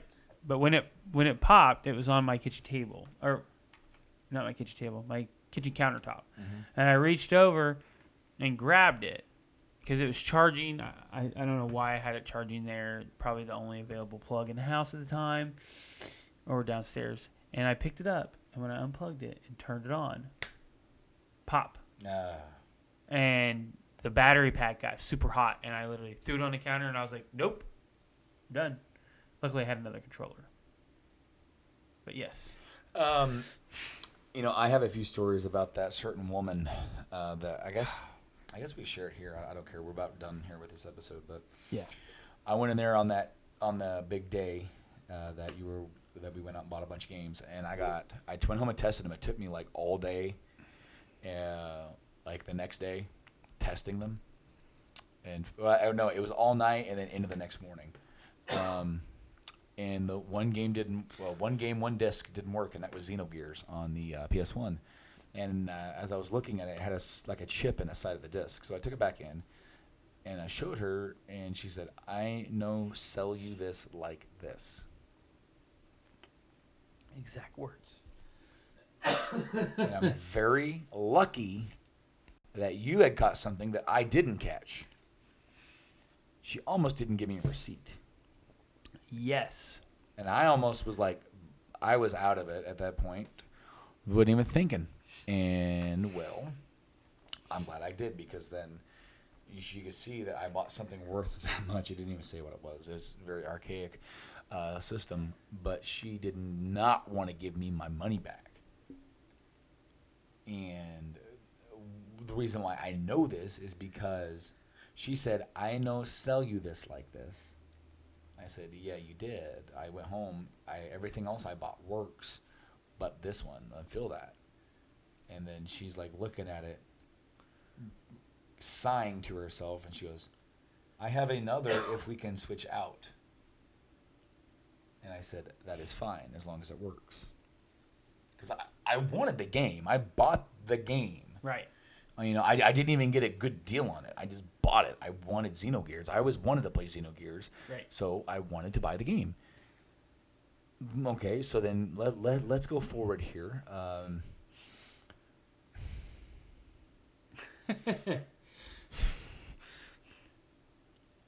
I was in there looking around, and this younger guy, he was probably early 20s, just getting into some older video games, right? And he was asking about a Super Nintendo, you know, and whether or not he could play original Nintendo games on it, right? And then she goes, I don't know. I think maybe so. She said, I think maybe so about playing original NES games on the Super Nintendo. She's just trying to sell him this thing. I went in one time. Oh, I've got many stories about her. I went in one time and I was looking at this third-party Wii U Pro Controller. And it was a Wii U Pro Controller, but the D-pad and the buttons looked exactly like a Super Nintendo controller. And I saw it, and I'm like, it's a little cheaper. It was like $25, though. Right. When the Wii U Pro Controller was like 50 or 60. And I'm just like, I know the Nintendo one's going to be good quality. Right. Here we are, third party, in an era of third-party controllers. Buddy, they're not really that great. No. And so I sat there. I asked if I could see it. And she goes, oh, yes, I just sold 2 of these yesterday. Yep, there it is. Always sold 2 of them yesterday. yesterday. 2 yesterday, especially what was that one? Lunars? The Lunar. Oh, yeah, I sold 2 of those yesterday. It's like, I was in here yesterday, you only had one. This original Ps1 controllers, she wanted so much for, way too much more. So much, like she wanted like $15 for a Sony. Yeah. And she goes, I just sold 2 of these yesterday. And I'm like, ooh. And she goes, yeah, that's because he's a Sony. I'm like, and the accent I'm doing doesn't do her justice. She's not Chinese. I'm sorry. She's Russian. Or Asian. Or she's Persian or she's Serbian Russian. Or somewhere around She's there. Russian. I looked to see this Wii U Pro Controller, and she goes, I can maybe do 20 on it. And actually, looking online, they were selling for like, on Amazon, they were like 20 brand new, with free shipping. And this is used, so what do you want? It's like, you can go either way because it's still third party. Yeah. And so, and I'm just like, yeah, the problem is I just don't know who makes it. And she goes, I think maybe Nintendo. No.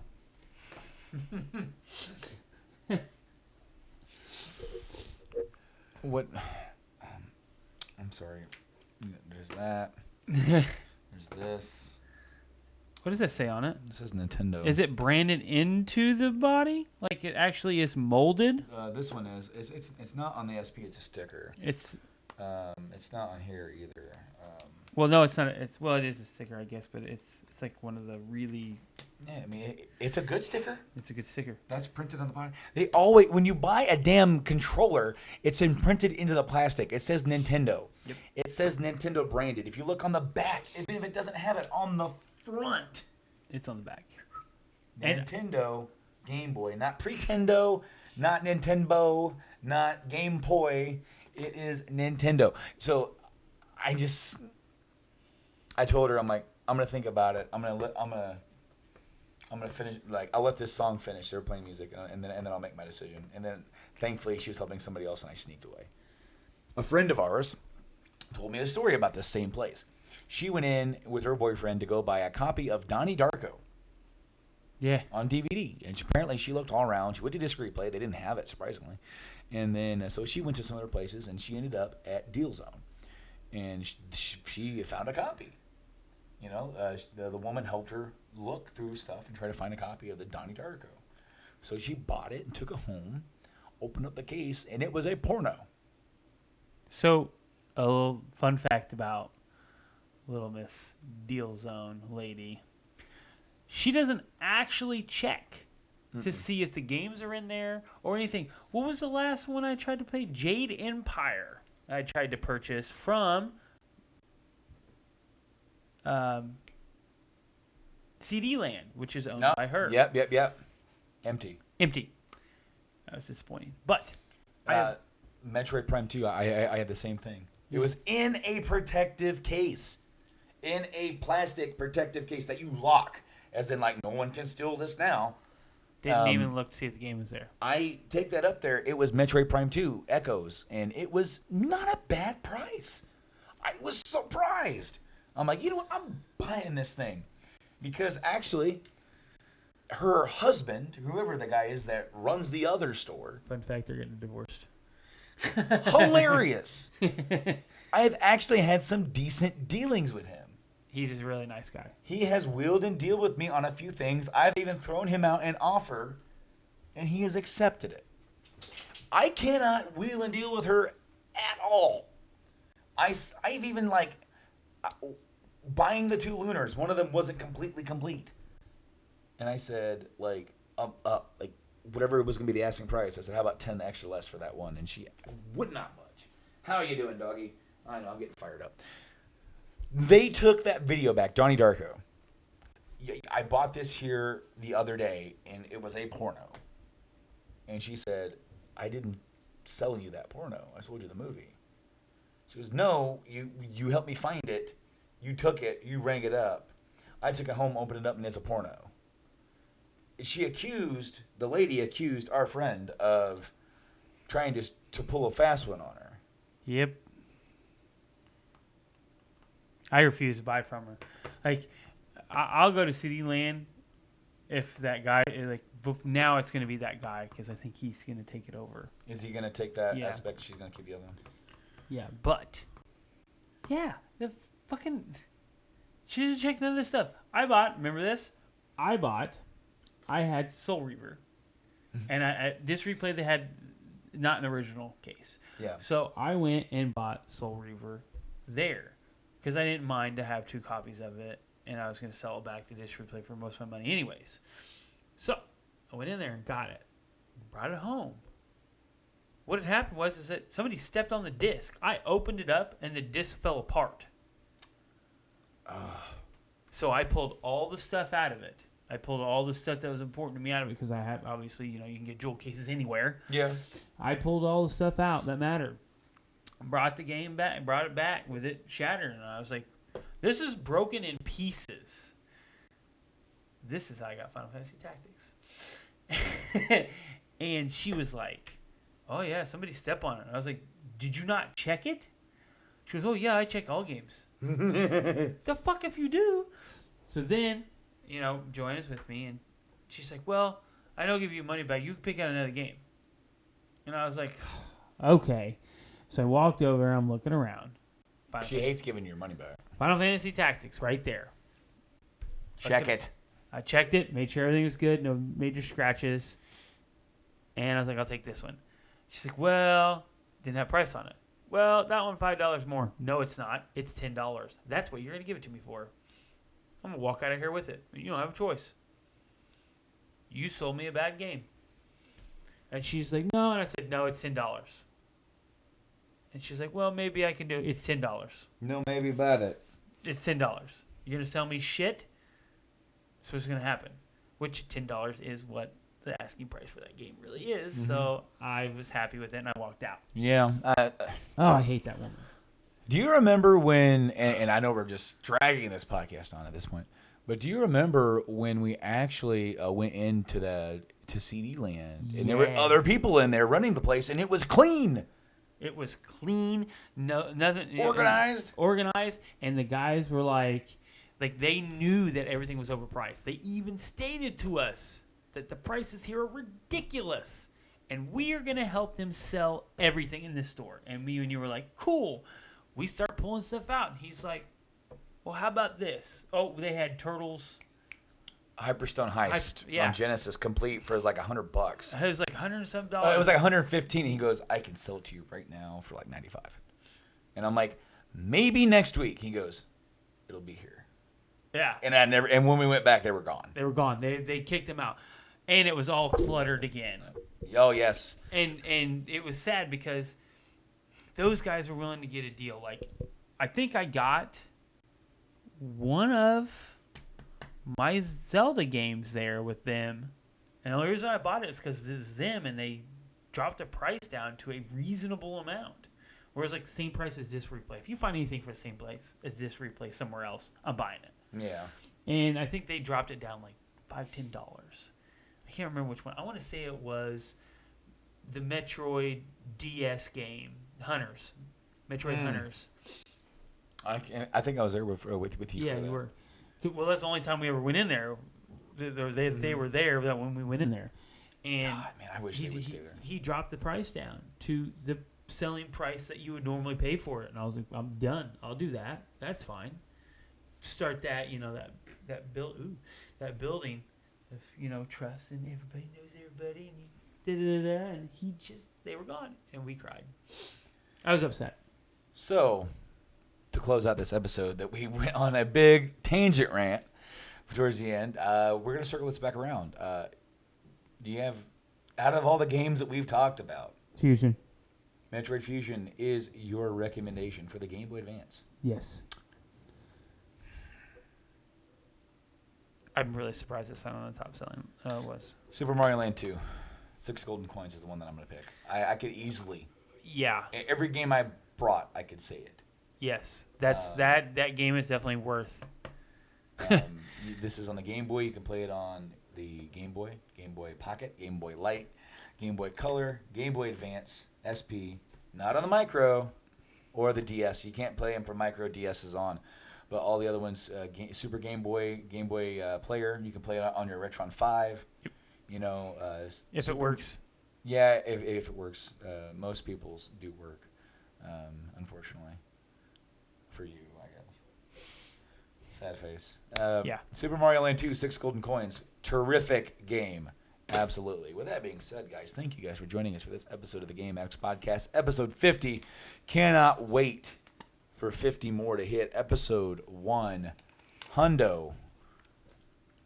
Yes. I mean, it's pretty cool that we've done 50 episodes talking about games. Yes. I mean, it's really cool.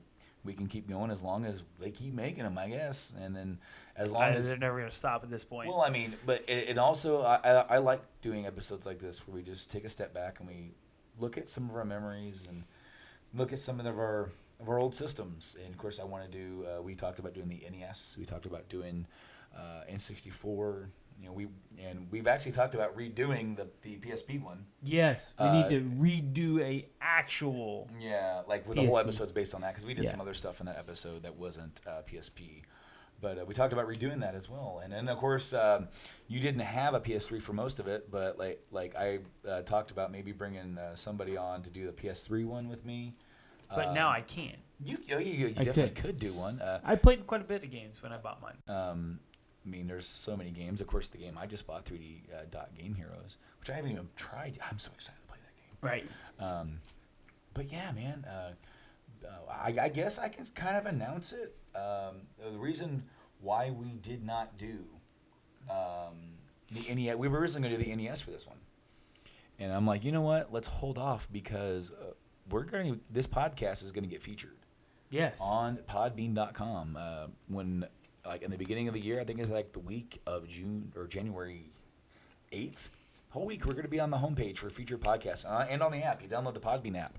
Yes. And it'll be like, hey, check out this podcast. It'll be the Game Addicts Podcast. And I think we're going to save the NES for then. And there's reasons why. Because in all gaming history, NES saved console gaming. It did. Absolutely. It saved it. It is here. Gaming consoles are here because of it. Exactly. And we thank it. So when I decided, I'm like, let's put that for featured. It's like, well, what do we do for 50?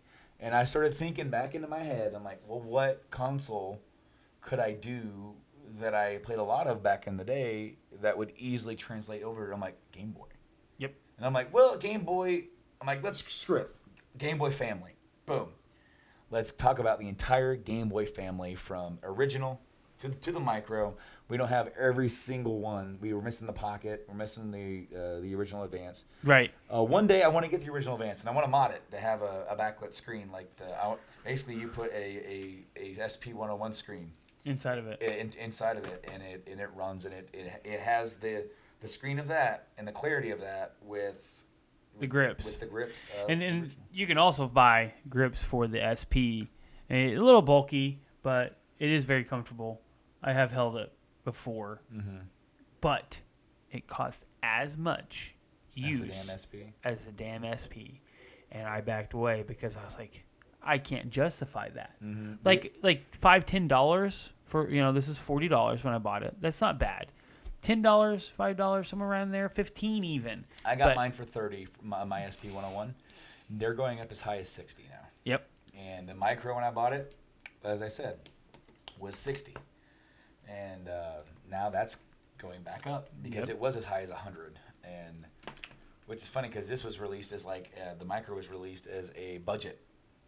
Yeah. DS is out. Guess what? Here's this for all you guys that just want to get into the Game Boy Advance. Yep. And because the Game Boy Advance library is just the Advance library alone. You go there and there's so many tie-ins, movies, cartoons. There's everything. Everything on that damn system. So I think it's time for us to wrap up this episode. All right. And go home. I'm starting to get hungry again.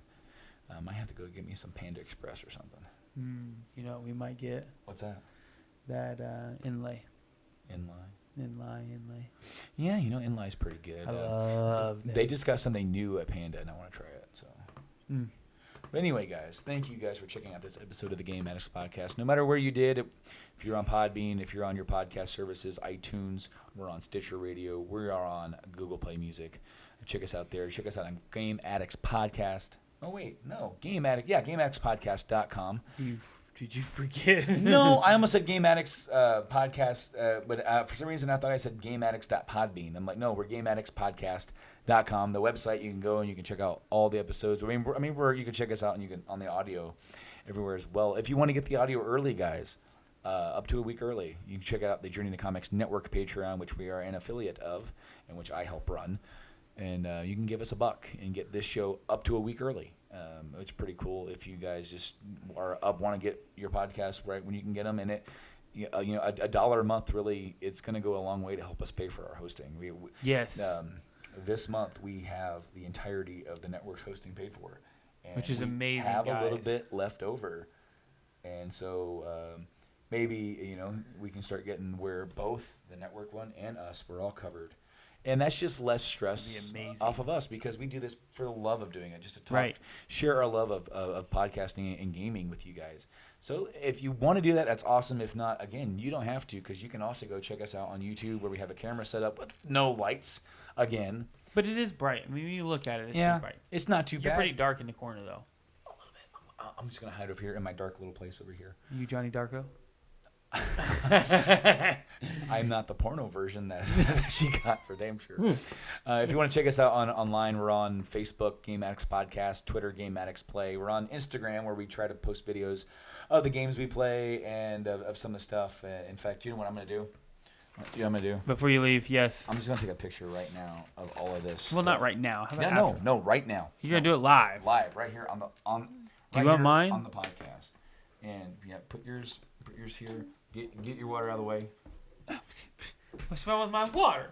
Because we ain't gonna do that right now. Well, hold on now. All right. We don't have to have this out of the thing. But what we're gonna do is that I'm just doing this because I'm gonna do this and then I'm gonna post it before I even leave your hand out of the thing. Boom. So therefore, those of you who just watched this episode are gonna see this picture of all the Game Boy stuff. So. with that being said, check us out on all that stuff. And then thank you guys once again for checking out this episode. Yes. Until next week, episode 51, I'm Brando. And I'm Mike. And we will see you then.